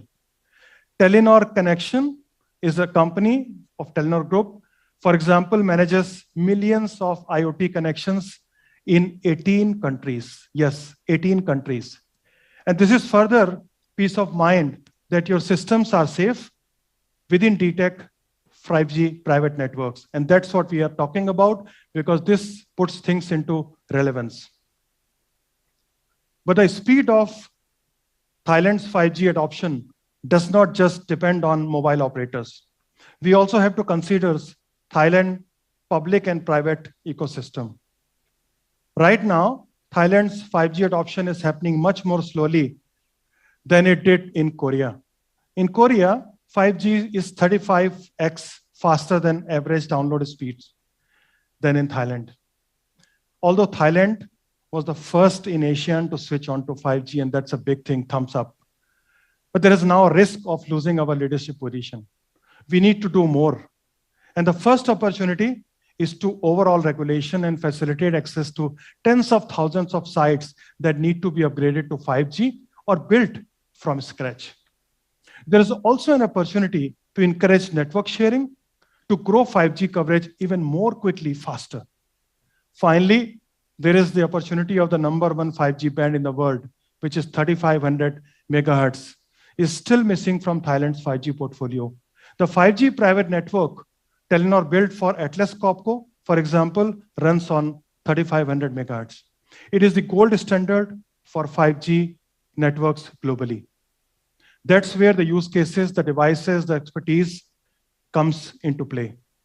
Unlocking this spectrum in Thailand will undoubtedly boost 5G development and the country's economic recovery faster.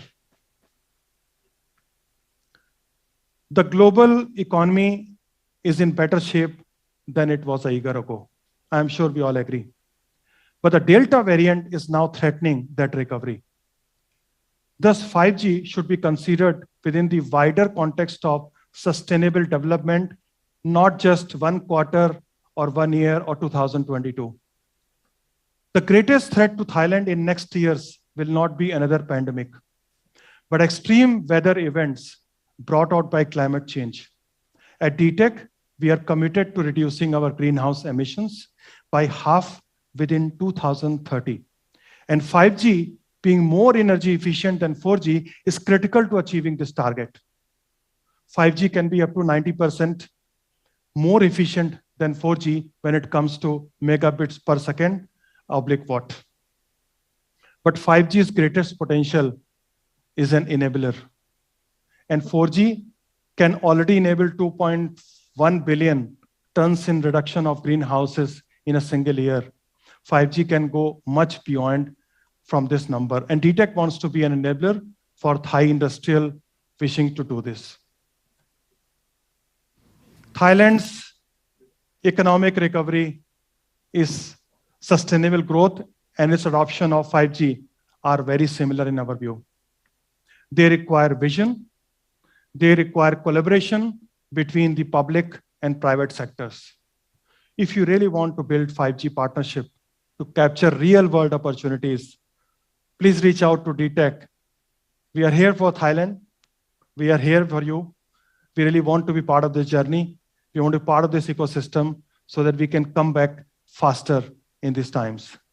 Thank you very much for hearing me. Khapun khap, sawasdee krap.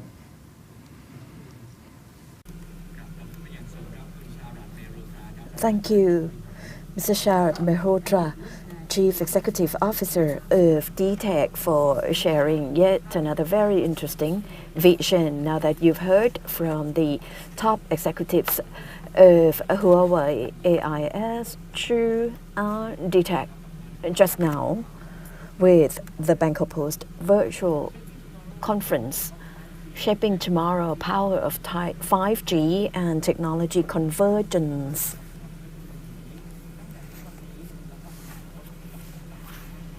With plenty of opportunities ahead, we listen to 5G's potentials as enabler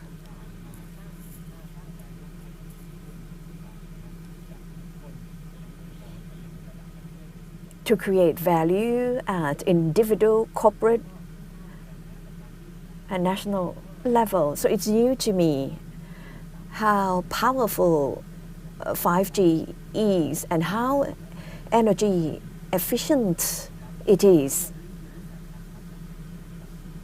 Now that you've heard visions from the top executives of operators, in the next segment we are going to deal with the role of 5G and innovations in optimizing efficiency. We are honored by the leadership of 3 organizations, Siriraj Hospital, the National Hospital, and Thonburi Healthcare Group and PMH Holding Pomo House, Thailand's first IoT startup, which has introduced Pomo brand to the global market. Let me start by welcoming Professor Dr. Cherchai Nopmani Jamrat Lerth, Deputy Director of Siriraj Hospital, Kun Suchari Sanghan, Innovation Technology Director, Thonburi Healthcare Group, and Kun Chatchai Tang Chitro, Managing Director of Pomo House International Private Limited. So good afternoon, welcome to all 3 panelists. May I start with the first panelist, Associate Professor Cherchai. Can I ask you about the role of 5G in the healthcare industry from Siriraj Hospital's point of view? Ajah's microphone is muted. May I start with the problem with the healthcare sector, how we are going to enlist technology to address existing problems.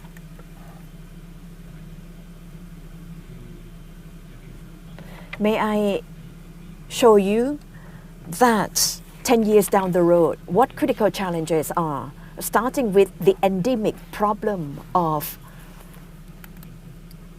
the concentration of medical specialists, the inequality of access to service, especially in tertiary care, and the inefficient logistic systems, leaving a lot of rooms to improve. And also the healthcare bills increase every year, 900 billion baht, 6.6% of PDP, 13% increase of the national budget, and incremental growth of 6.6%, and we are going to have more elderly people, and healthcare bills will increase 3 times as older people have more diseases. At the same time, the rate of newborns have plunged into 600,000 from 1.2 million, so down by more than half. What is going to happen in Thailand? So very soon, we will see in next slide.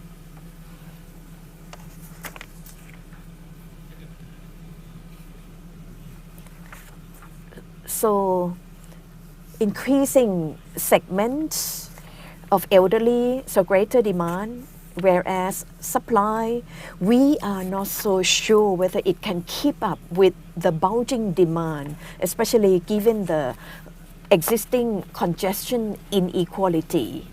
So these are challenges, so 10 years can just fly by very quickly.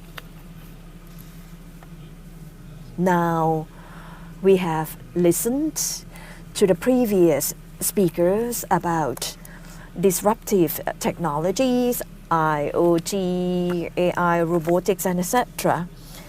And when these are enabled and connected by 5G, it will cause plenty of disruption to the modalities of services. Now, 10 years down the road, and with the existing technologies, how are we going to apply technologies to address the challenges and pain points? 5G, as the experts have pointed out and you've listened to, in terms of speed, coverage, latency, dense connections. When 5G link everything's together. Convergence is happening with exponential growth and unprecedented services to counter challenges. You will see that 5G with IoT, computing, and etc., they will change the face or transform the face of services. So this is what service is going to look like in the future. What is the value? Value is people's health and well-being. The first critical building block is the data. With disruptive technology, we can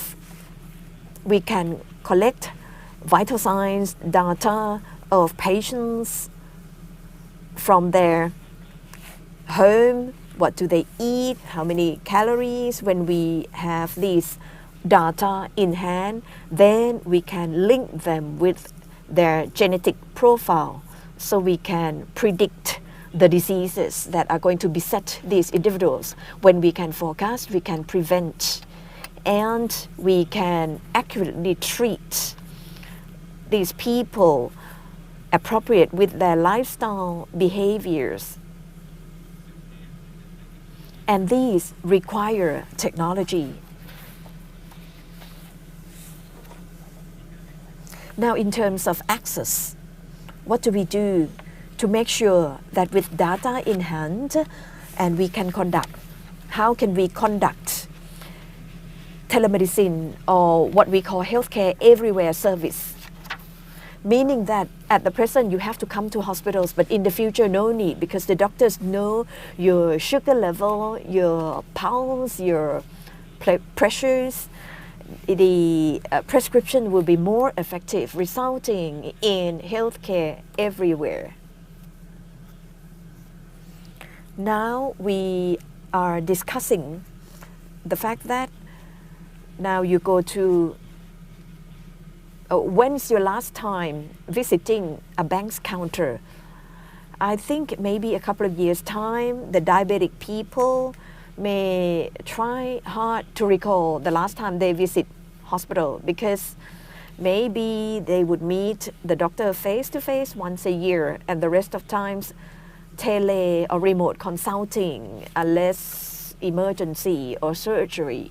In terms of bills, after we've transformed into healthcare everywhere and we have adequate data so that people don't have to go to hospitals unnecessarily, and therefore you do not charge on the basis of volume only.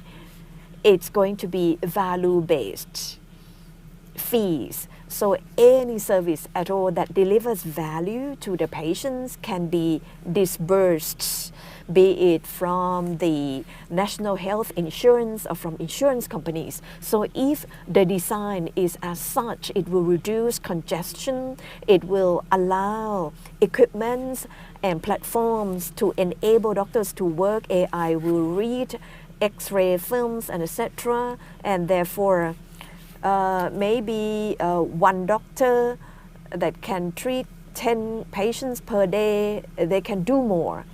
And it will drive down the cost. It will drive down the needs to visit hospitals. The hospital have higher productivity. Patients get better service. So that's the answer to the first question.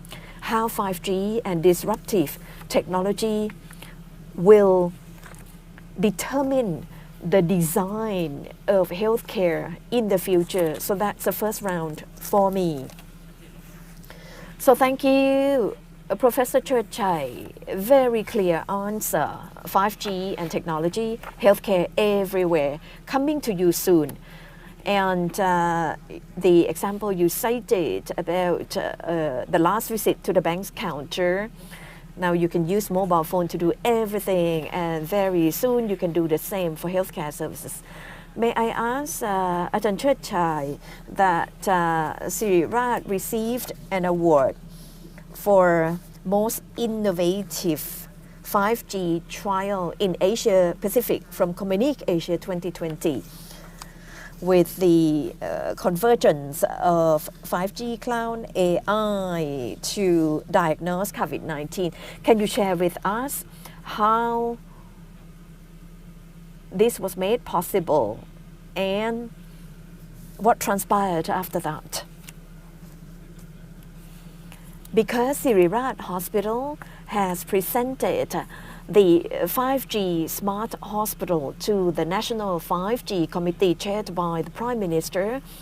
So the committee has approved a budget for Siriraj Hospital to improve its processes using 5G and disruptive technology from December last year. So under that pilot project, under that pilot, we have 9 components starting from enabling hybrid cloud and multi-access edge computing in order to accommodate remote surgery, driverless cars, and etc. And within this structure, when we enlist 5G, we can do network slicing. So which area that requires sophisticated medical data requiring lots of bandwidth, so we can separate that these devices eat up a lot of bandwidth, and in the future they can get 5G signals to access the queuing system, the prescription, the service system, and etc., as well as the online registration service without them having to make their way to the hospital from dawn, so they know when they are supposed to show up. So this structure is ready to be deployed for the remainders of the components. And we would like to share about blockchain component. In the future, the data gathered from Siriraj's private arm. So when patients visit these 3 hospitals within our group, their data will be in the decentralized personal health record using blockchain technology. So the patients can give consent via apps to assign access to doctors at which hospital. So these hospitals are on the same page about patients' data. This is extremely useful. If we can succeed, it can be scaled up in other hospitals. Next is the smart ambulance. So within the ambulance is equipped with vital signs connected or enabled by 5G and fed into cloud. So data can flow into the system, allowing surgeons and doctors see the patient's data real time, and the paramedics to pick up. They will wear AR glasses, so it's like live telecast to the doctor. We can see all the vital signs of the patients real time. So tending to patients on site will become more accurate and more efficient. In the future, we are deploying AI to forecast and dispense advice to individual patients. Next is smart ER, meaning that in the future, patients in ER, the devices are connected in IoT and shown on a dashboard so that the nurses can see the profile and using AI to alert. And then the nurses will assist, and this will enable relatives who are off-site can keep track of the treatment, and also the AI to check the symptoms and alert which symptoms that require, for example, stroke. The golden period is to rush to the hospital within 60 minutes to get blood thinning. So these will speed up the screening and access. So these form part of smart ER component. Next is AI pathology. We educated AI to read pathology reports, to read cancer tumors. During COVID, we cooperated with Huawei to educate AI to read CT scan to CT results, especially during the initial period when rapid antigen test is not available and other tests are time consuming, and that allow us to diagnose much faster. And we also use AI in treating diabetic patients.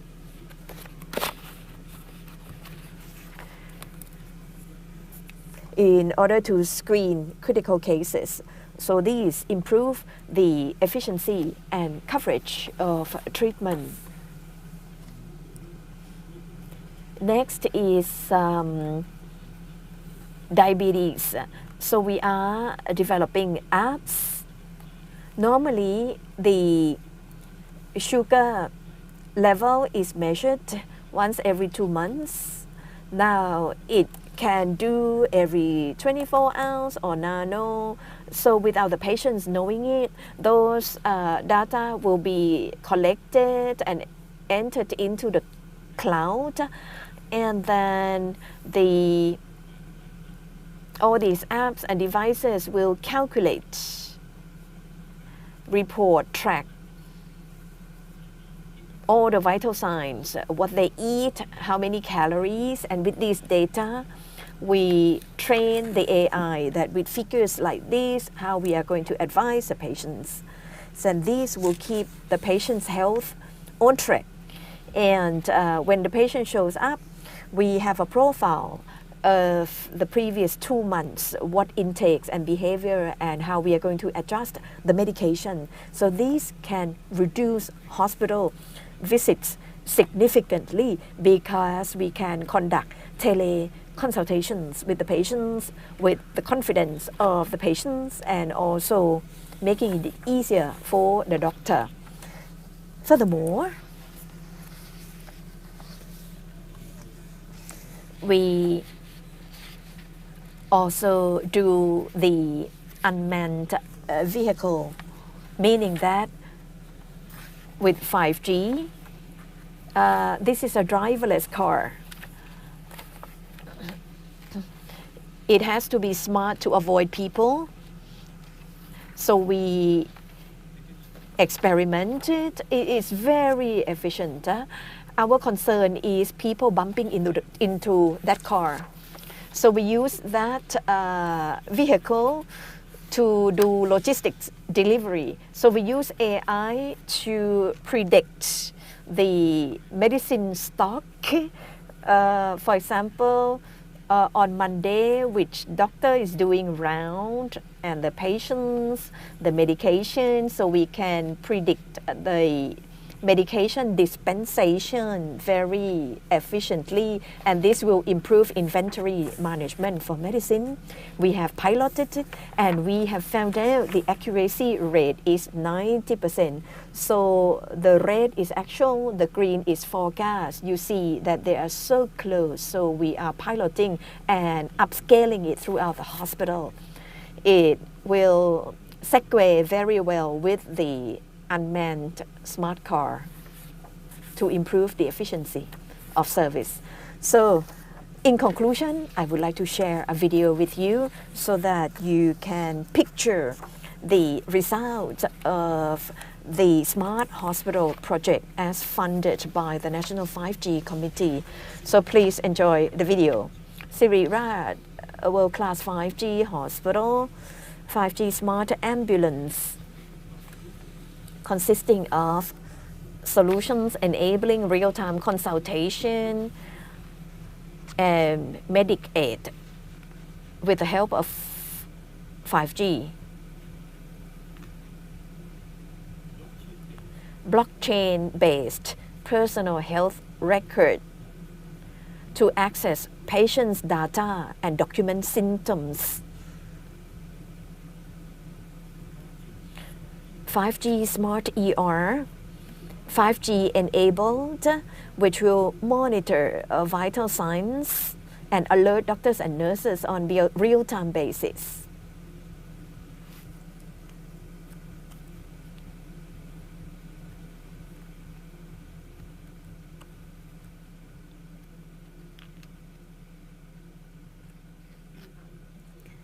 AI pathology, smart diagnosis and pathology with AI, highly accurate and speedy.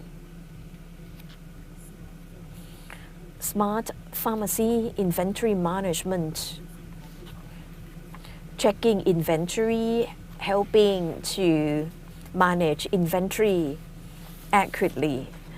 5G unmanned car, delivering medical supply and medicine to different departments. 5G private network and hybrid cloud, processing connected and stored data effectively. AI platform for non-communicable diseases to monitor, assess and report, and enabling teleconsultation and online care.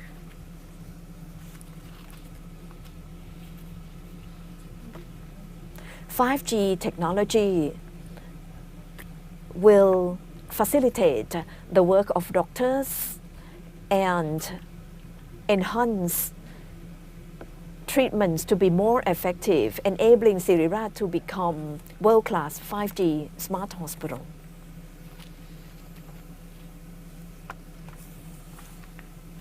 Thank you.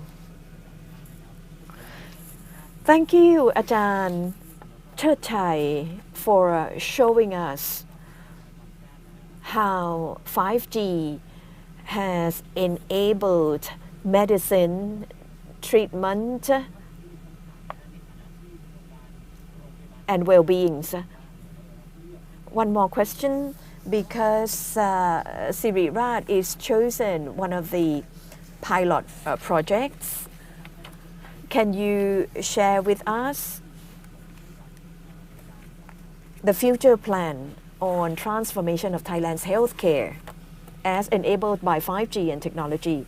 What I shared with you are pilot and proof of concepts that technologies can be utilized for real, not replacing doctors and medical workers, but they are used to increase efficiency, productivity, patient satisfaction, and reducing hospital trips, reducing medical bills, while delivering full and complete suite of services. With this proof of concept, in the future, we can scale up similar concept to public hospitals under the Ministry of Public Health as model that this has been tried and tested.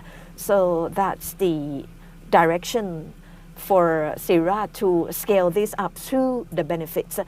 At the same time, we will use it for cancer treatment, mental health care, and etc., with a view to reducing the need to visit hospitals and teleconsultants between patients and doctors. For example, when provincial hospitals want to send in cases, we can do teleconsultation.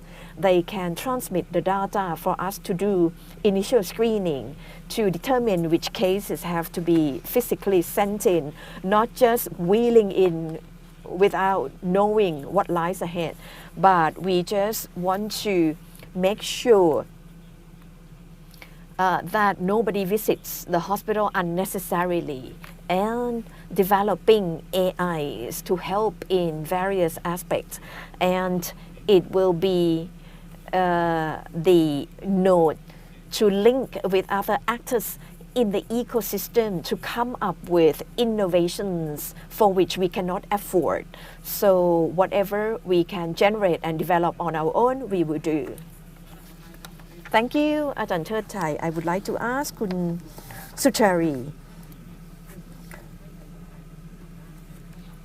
how will 5G enable Thailand to achieve its medical hub aspiration? เชิดชัยได้เรียนนั้น So, as informed by Dr. Chochai, I agree that he said healthcare is everywhere because Thailand is renowned for as medical hub because we have exceptional medical professionals.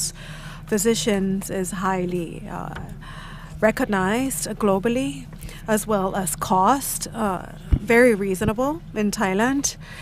And so Thailand is actually a medical hub in Asia, Middle East, and a lot of treatments, patients are coming from the United States.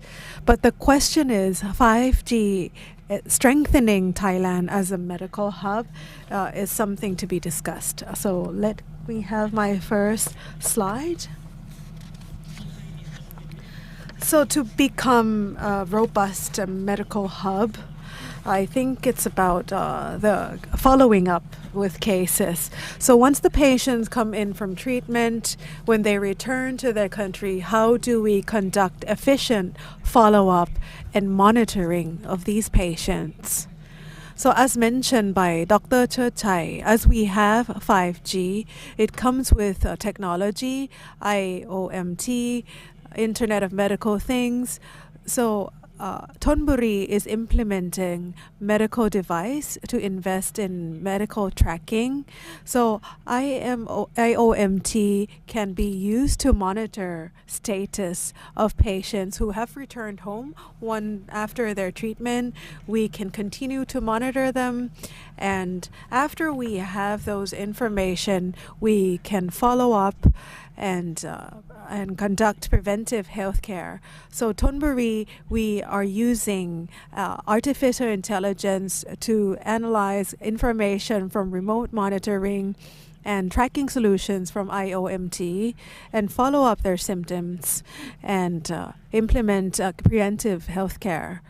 So implementing preventive measures before their status or their condition deteriorate. So as medical hub, working with foreign patients, we have been able to work very seamlessly. And IOMT, there's another term discussed is IOB, which is called the Internet of Body.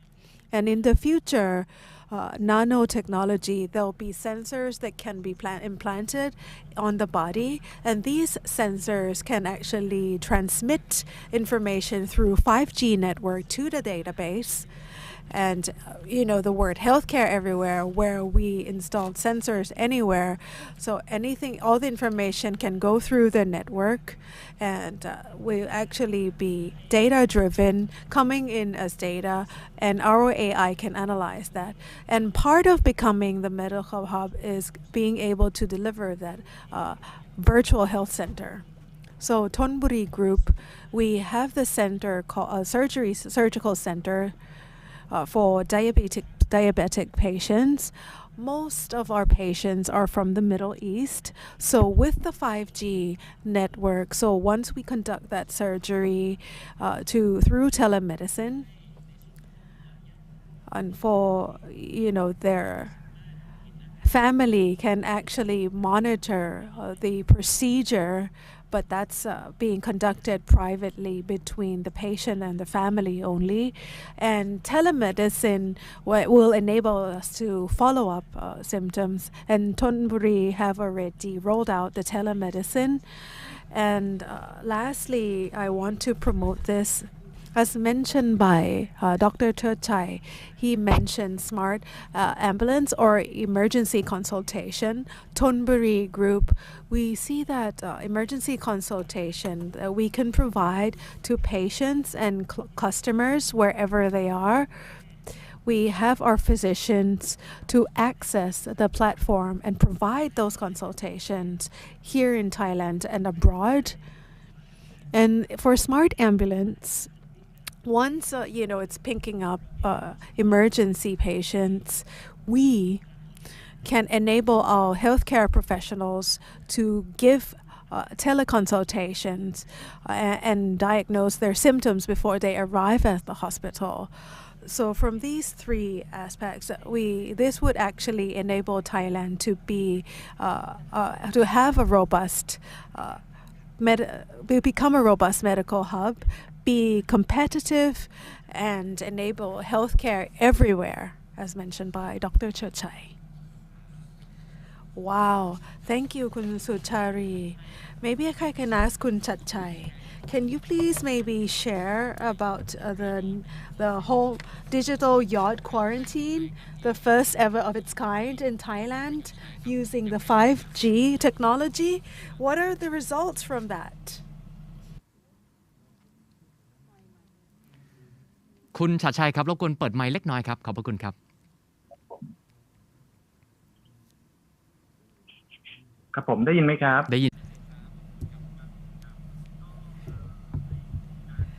Well, under the yacht quarantine, maybe I can show you a short video.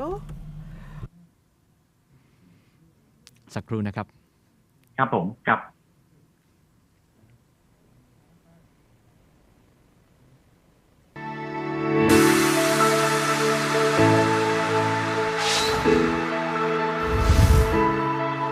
เราคิดกันมาว่าทำอย่างไรให้คน So we wanted to stimulate the yacht cruise business and stimulate the tourism in Phuket.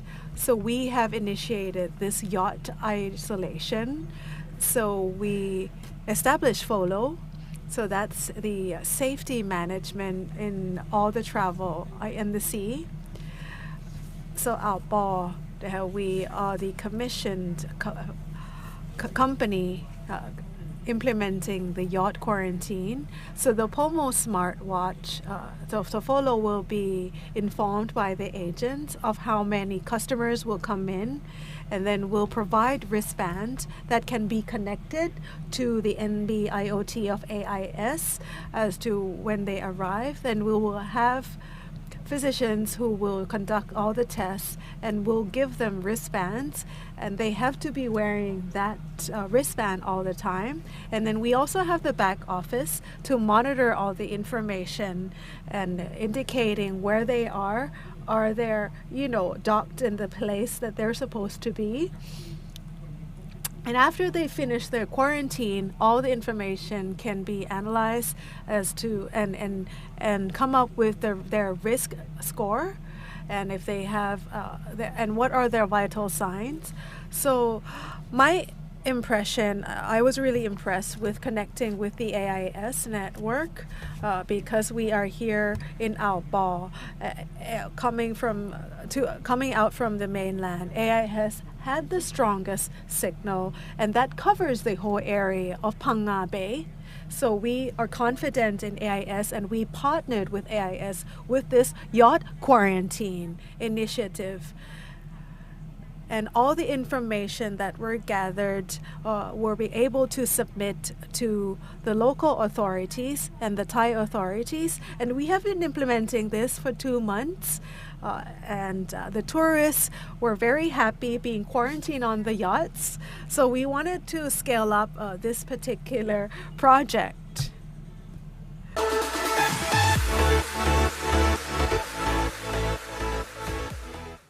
ครับผมก็ให้รายละเอียด So in addition to that, we are a startup. There was a pain point that we had to work out with. At that time, we had a case in Phuket that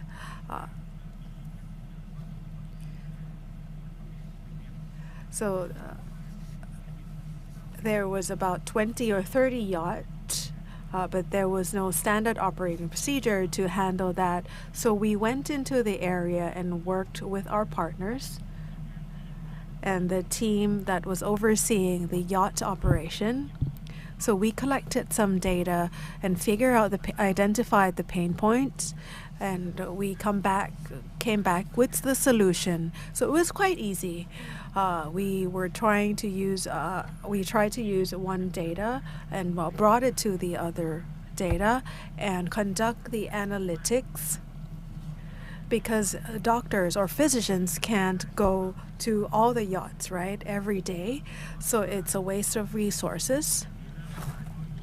And this project initiated in the beginning of this year, and I think that was during the third wave of COVID in Thailand. So we did not want to debilitate the healthcare system. So we wanted to provide that wristband to enable physicians to provide consultation remotely, and all the information can be sent on the 5G network through the operators, physicians, nurses, local health authorities who were actually overseeing the safety. They can actually view the data, and the quarantine is also involved with geofencing or making a drawing of area for the yachts not to leave the area. So we were using technology that we already had, and we had the know-how, and we applied it to the context. So COVID-19 actually is a great catalyst, and we were trying to adapt to the situation. COVID-19 was something new. Everything was changing. The technology was there, but it's about, picking the right technology and applying to each of the use case that we experience. So I think all the startups here can really learn from this, and it's important to go in depth and identify the pain points so you can come up with the right solutions. And after we had the opportunity from DEPA and Phuket with this yacht quarantine project, and currently now it's still ongoing. All the yachts are showing up, and this is actually a premium group of travelers, and they contributed very well to the economy of Phuket. So this is actually a very, very exemplary use case where technology was able to help the economy of Phuket and Thailand. And this technology was we were able to apply to other cases as well. Can you please have my slides up? ครับผมขอถัดไปเลยครับครับผมก็อันนี้คือคร่าวๆเกี่ยวกับบริษัทนะครับเรามีอยู่ใน5 ประเทศ So we have presence in 5 countries. And maybe today, I think I want to focus on healthcare industry, on how we have used the 5G technology. It may not be as extravagant as presented by Thonburi and Sirirat, but we have a simple case to tell you. So healthcare industry, there's the demand was increasing, and we did not have enough medical professionals, and a lot of strange things are happening in the world. So we try to want to use technology and ease that burden off their shoulders. So COVID actually doubled, tripled, quadrupled our work. There was also challenges in operations. Risks were higher. There's so many data to be collected. And there was also limitations in terms of mobility.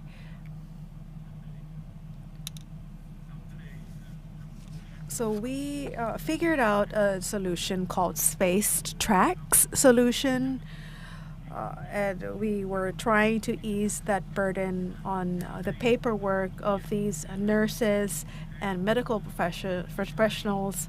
And we wanted patients who were in quarantine or hospital could, request for assistance. And physicians and nurses can actually access these patients' information anywhere, anytime. So it's actually quite simple. So on the left is the source of information. So it's just about, moving data from one place to the other.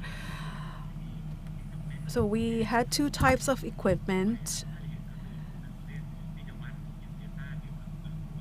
So equipment that would measure or collect vital signs data, and equipment that can actually transmit these data through 5G and through the network, and it can be displayed on the smart dashboard where that can be accessed by users or physicians or nurses.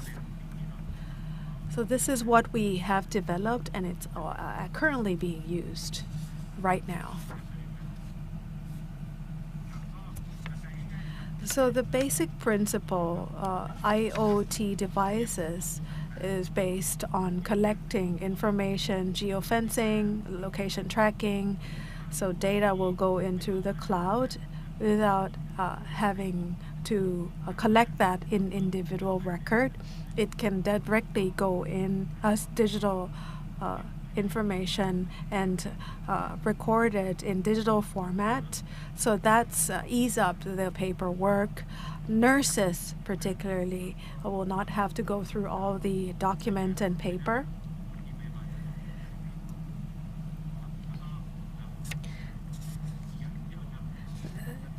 We also conduct the contact tracing on those patients.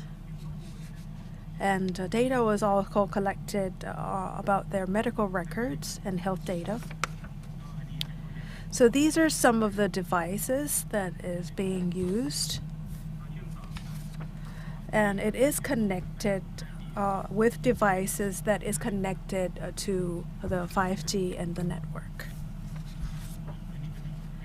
So these are the security aspect of the data that has been collected, and I think it's going to be a focus in the future because it affects the data privacy and data security through the regulations by the GDPR. So there's so many cases, several cases that the use of IoT devices will be attacked by malware or hacked. And this is actually a very concerning aspect. This is the case that we have expanded our service through data collection through IoT device, and then going through the network and appearing on the dashboard of Wachira Hospital in Phuket for these home isolation patients and in hospital. So patients just have to wear that device, and all the data will be continuously transmitted, and it plots the data on the dashboard. And once if they need assistance, they can just press the button. So this is actually eases the workload of nurses greatly.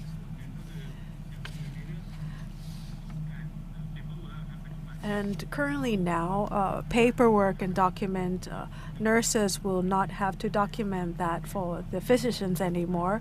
So everything can be in a digital format. So that's all. This is the case of what we've been doing and what the real use case. And it's a mixture of startups and using our existing knowledge and applying to the demand and the need of the people who are in location. So what do we see in the future, or our vision? We have discussed this with several hospitals. In the future, the new normal will take that shift again. In the future, like Dr. Cherchai said, that we don't really make hospital visits as often as before. It'll transform into more like a telemedicine, like teleconsultant. There'll be equipment transmitting data, or there might be like small centers available in small locations like village or sub-district. And these Internet of Things devices will be situated in a local level or local administration centers, and people in the area can come in and use. They can update their data on cloud, And what we can envision in the future is that we want to try to optimize the use of internet, of 5G, for the better quality of life, so people can access healthcare.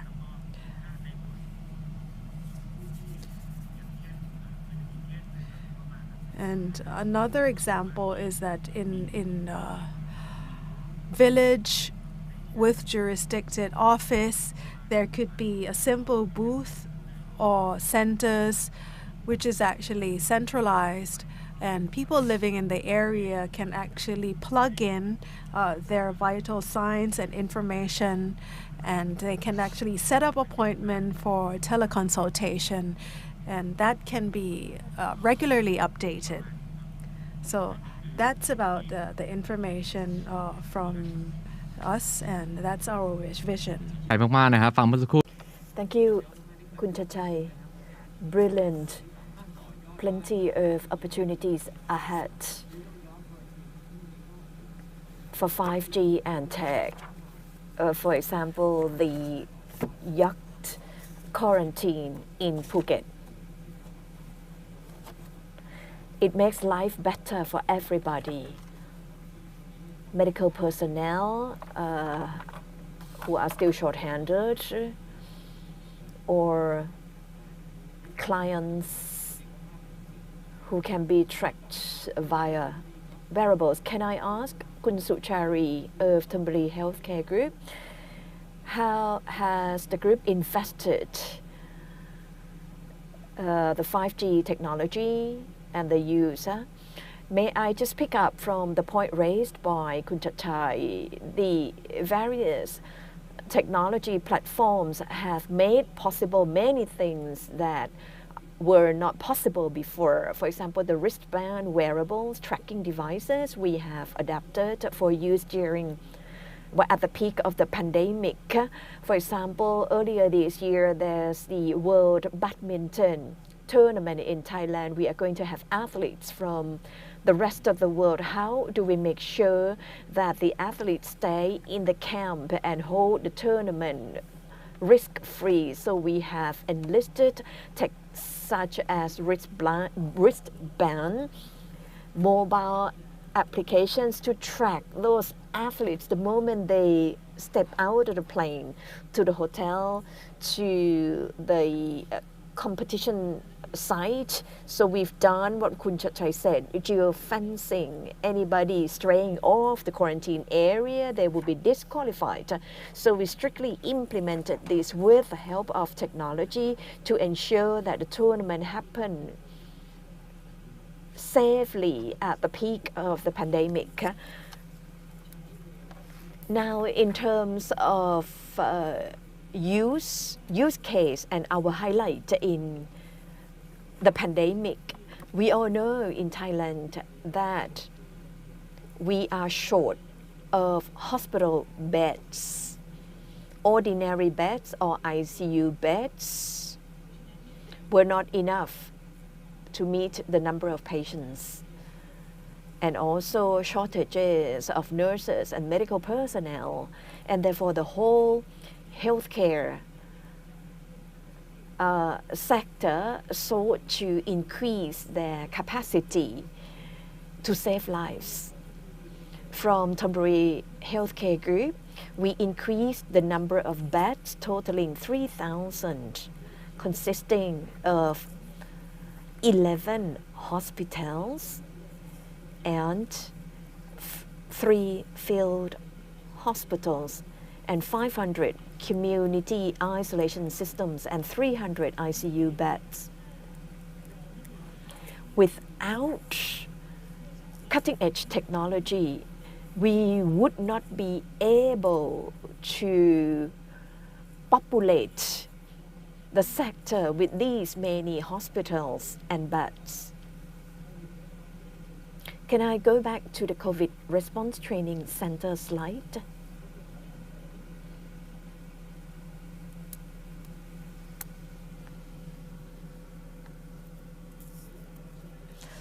While waiting for the slide, the numbers of our own doctors and nurses are in shortage. With new hospitals and beds, we organized the Rapid Response Training Center. So we train the expertise to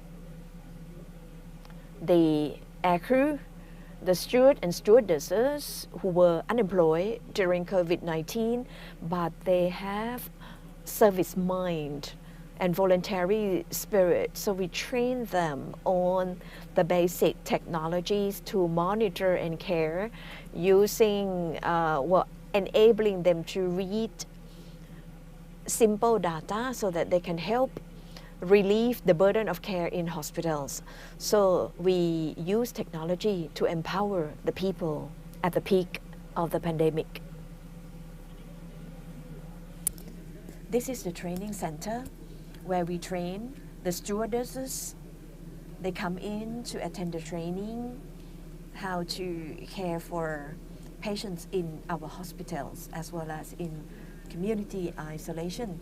Next, we also use technology to install at field hospitals and hospitals to monitor patients' data on real-time basis and link the data through reliable networks back to Thonburi Bamrung Mueang headquarters, where we can monitor the data of patients on all 3,000 beds, and we can monitor resource use in terms of beds.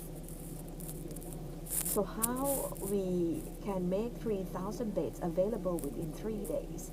When we activate a hospital, we can deploy all the equipment within 3 days because the back-end info system supports the optimization. So we just create a new branch of hospital and support multi-devices. No need to create the system all over again.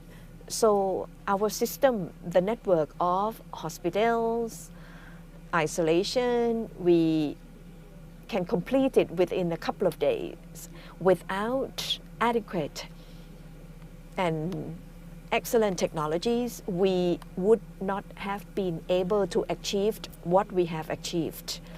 We also use technology in teleconsult. This can be referenced with Ajahn Chai's speech earlier, because during COVID-19 we could not go near the patients. Teleconsult enable us to follow patients. So the real-time transmission of imageries, vital data allow us to care for the patients most effectively during the time of physical distancing. These are modular ICUs in collaboration with SCG Group to establish ICU center. So on our part, all the facilities can take care of both yellow and red categories of COVID patients.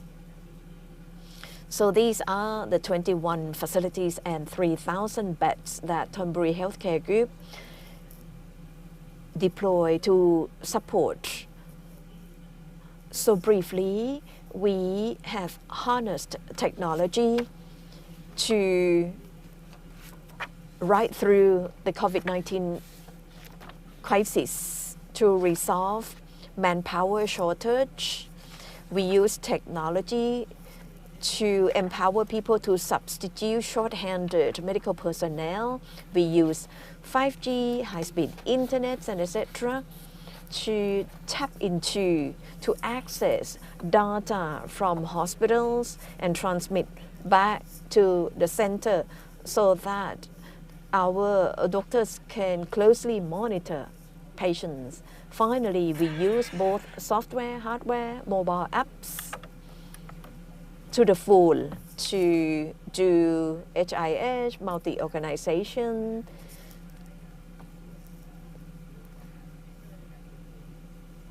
using technology for testing, for reporting of results. So we made full use of all these techs to maximize the care during the time of COVID crisis. Thank you, Kun Sujari. Techs have made the impossible possible with the infrastructure, the number of beds that can be made available almost instantly. Can I ask Kun Chatchai, the promo, how you are going to build up the Phuket sandbox per your collaboration with DEPA, with AIS, the Thai Yachting Association, in order to help revive tourism in Phuket? At the moment, we collaborate with DEPA and our partners in Phuket very intensively.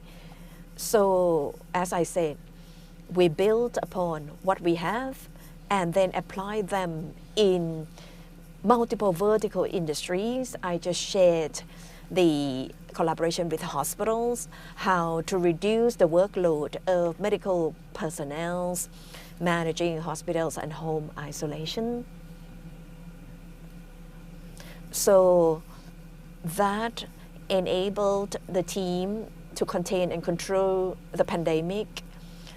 The second component, we enlist technology into the manufacturing sector. I am a true believer in data. For example, when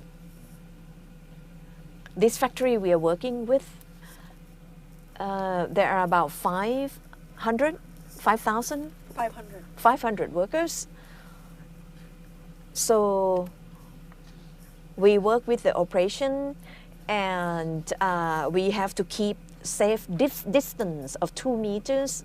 Some factory assign 3 meters of physical distancing between each worker.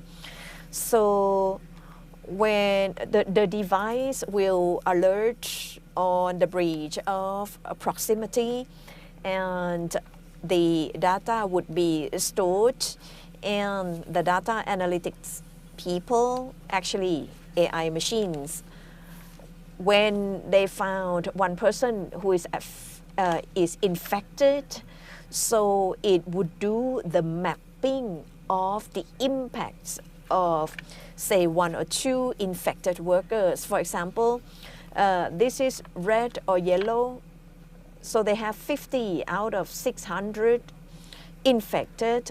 When we go on site, we found that when 2 or 3 are infected, they will have to close the whole factory, disrupting production. Definitely, it is the cost and opportunity burdens on the factory. The case we are working with, it's a factory producing for export. When there are orders or demands, but they couldn't produce because when 1 or 2 were found to be infected, it affects the whole assembly line in the factory. So we use technology to help this as well. So apart from tourism, we are working with the manufacturing sector as well. And the next segment is the hotels. We are going to apply solutions to the hotels too. What we are trying to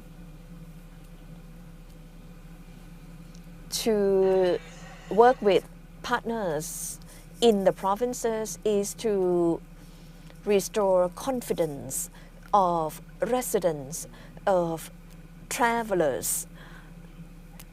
There has to be clear standard operating procedures before the country can revive tourism. Thailand is already endowed with natural resources, hospitable people and food. But other than that, we need very clear SOPs as well, which are linked to safety and health and confidence of the tourists. So very, very clear picture. Can I go back to Kun Suchari? Last question for Kun Suchari. I would like to ask you to paint the future, the investment plan for the next 2 years and the outcome you're targeting.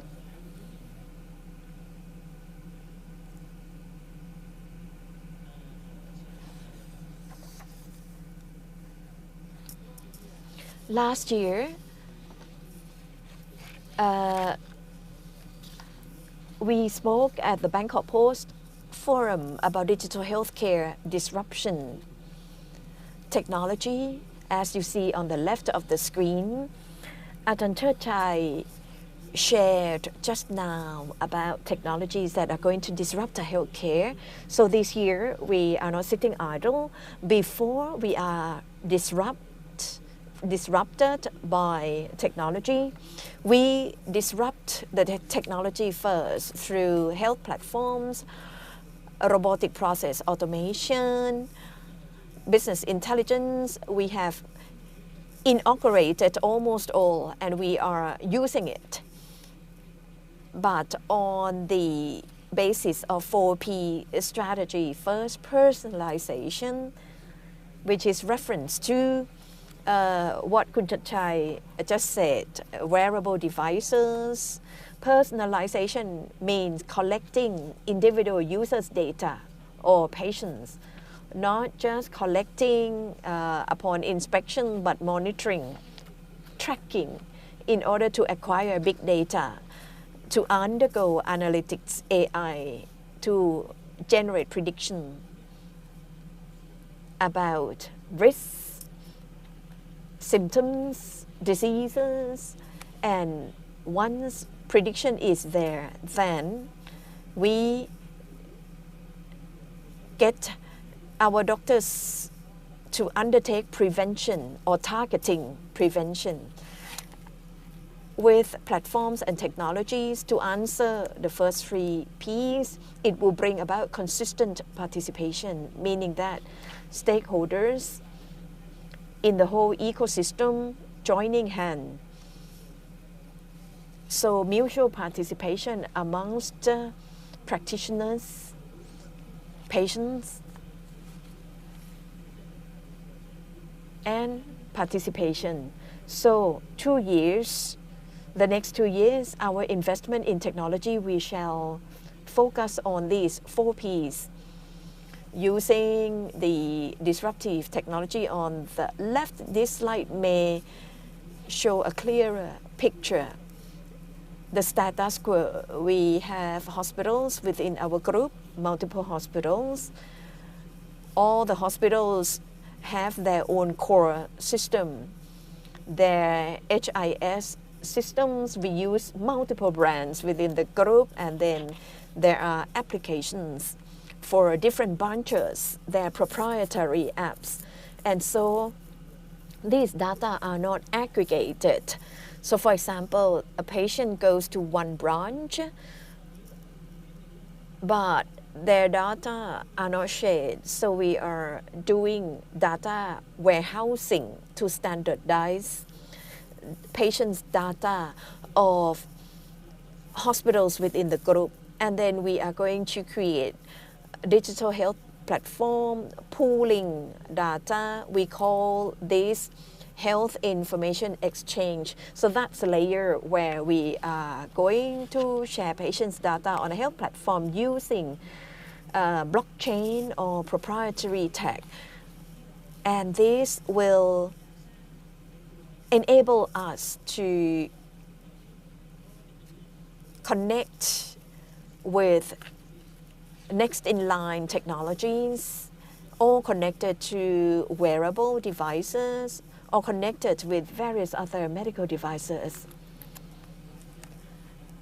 Apart from connectivity, user interface will involve, for example, mobile applications used by the patient's platform, doctor's platform, medical staff's platform, or even the management's platform. they can get a macro view, meta view of the whole group. So apart from connecting with hospitals within our group going forward, we can share data with other hospitals. For example, teaching hospitals or private hospitals, so that Thailand can be geared towards a single HN system. So whichever hospital you go to, you don't have to go through the bureaucratic registration again. Your data will be available there. So that's the direction where Thonburi Healthcare Group is heading. In the next 2 years, our digital health platform will be completed. The first version will be rolled out by end of the year. Thank you, Kun Suchari. Last question for Kun Chatchai.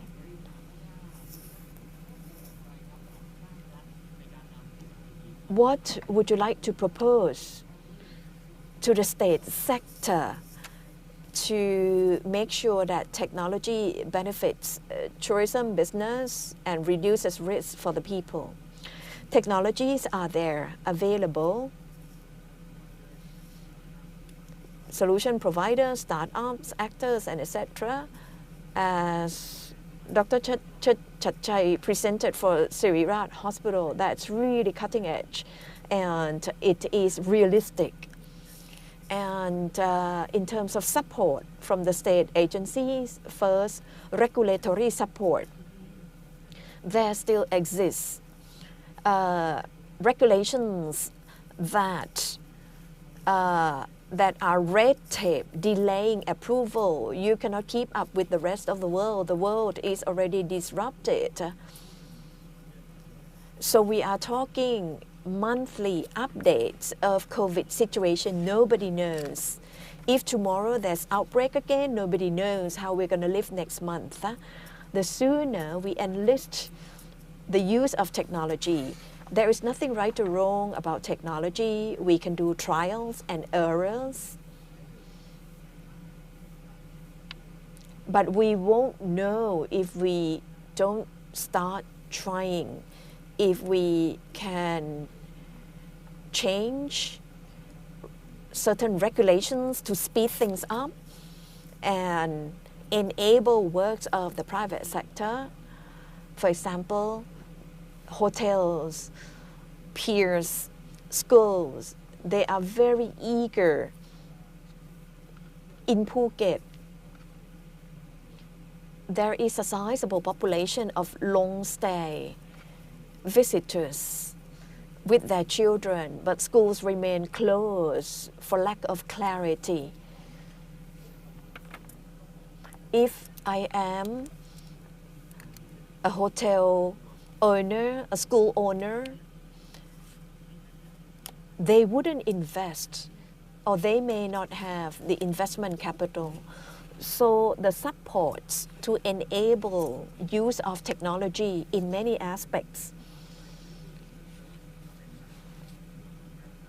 For example, IoT in building to reduce electricity bills. When the country is open, when tourists arrive, it will be too late. We will be lagging behind because we're not improving it. We would only do it post-fact. And when the country opens again, we are unable to service premium segments of tourists. And the way tourists experience Thailand may never be the same again. I think the private sector needs support in terms of budget, in terms of cutting red tape. Agencies will have to tend to these and speed things up. เรียบร้อยนะครับจากทั้ง3ท่านนะครับ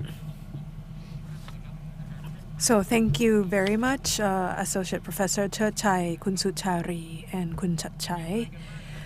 So how was the event today from the things that we talked about under the theme of Shaping Tomorrow, the power of 5G, hearing from the users, from service providers, and even the views from customers. So it's inevitable that technological development and innovations, especially 5G technology, will have influence in all aspects of our lives. And you've seen the clear example in healthcare, and which is a contribution from the COVID-19. 5G was used for home isolation, and 5G played a part in communication, transferring of personal information, and having played an important part in the economy and societal aspect. So you can see that adaptive and changes in all of our lives, and technology has played an important part 100% in this new normal we are in. Definitely the use of technology, as you've seen from use cases from several speakers today, will definitely benefit to us in the present day and in the future. So the success of today's event, I'd like to thank all our audience as well as all the speakers.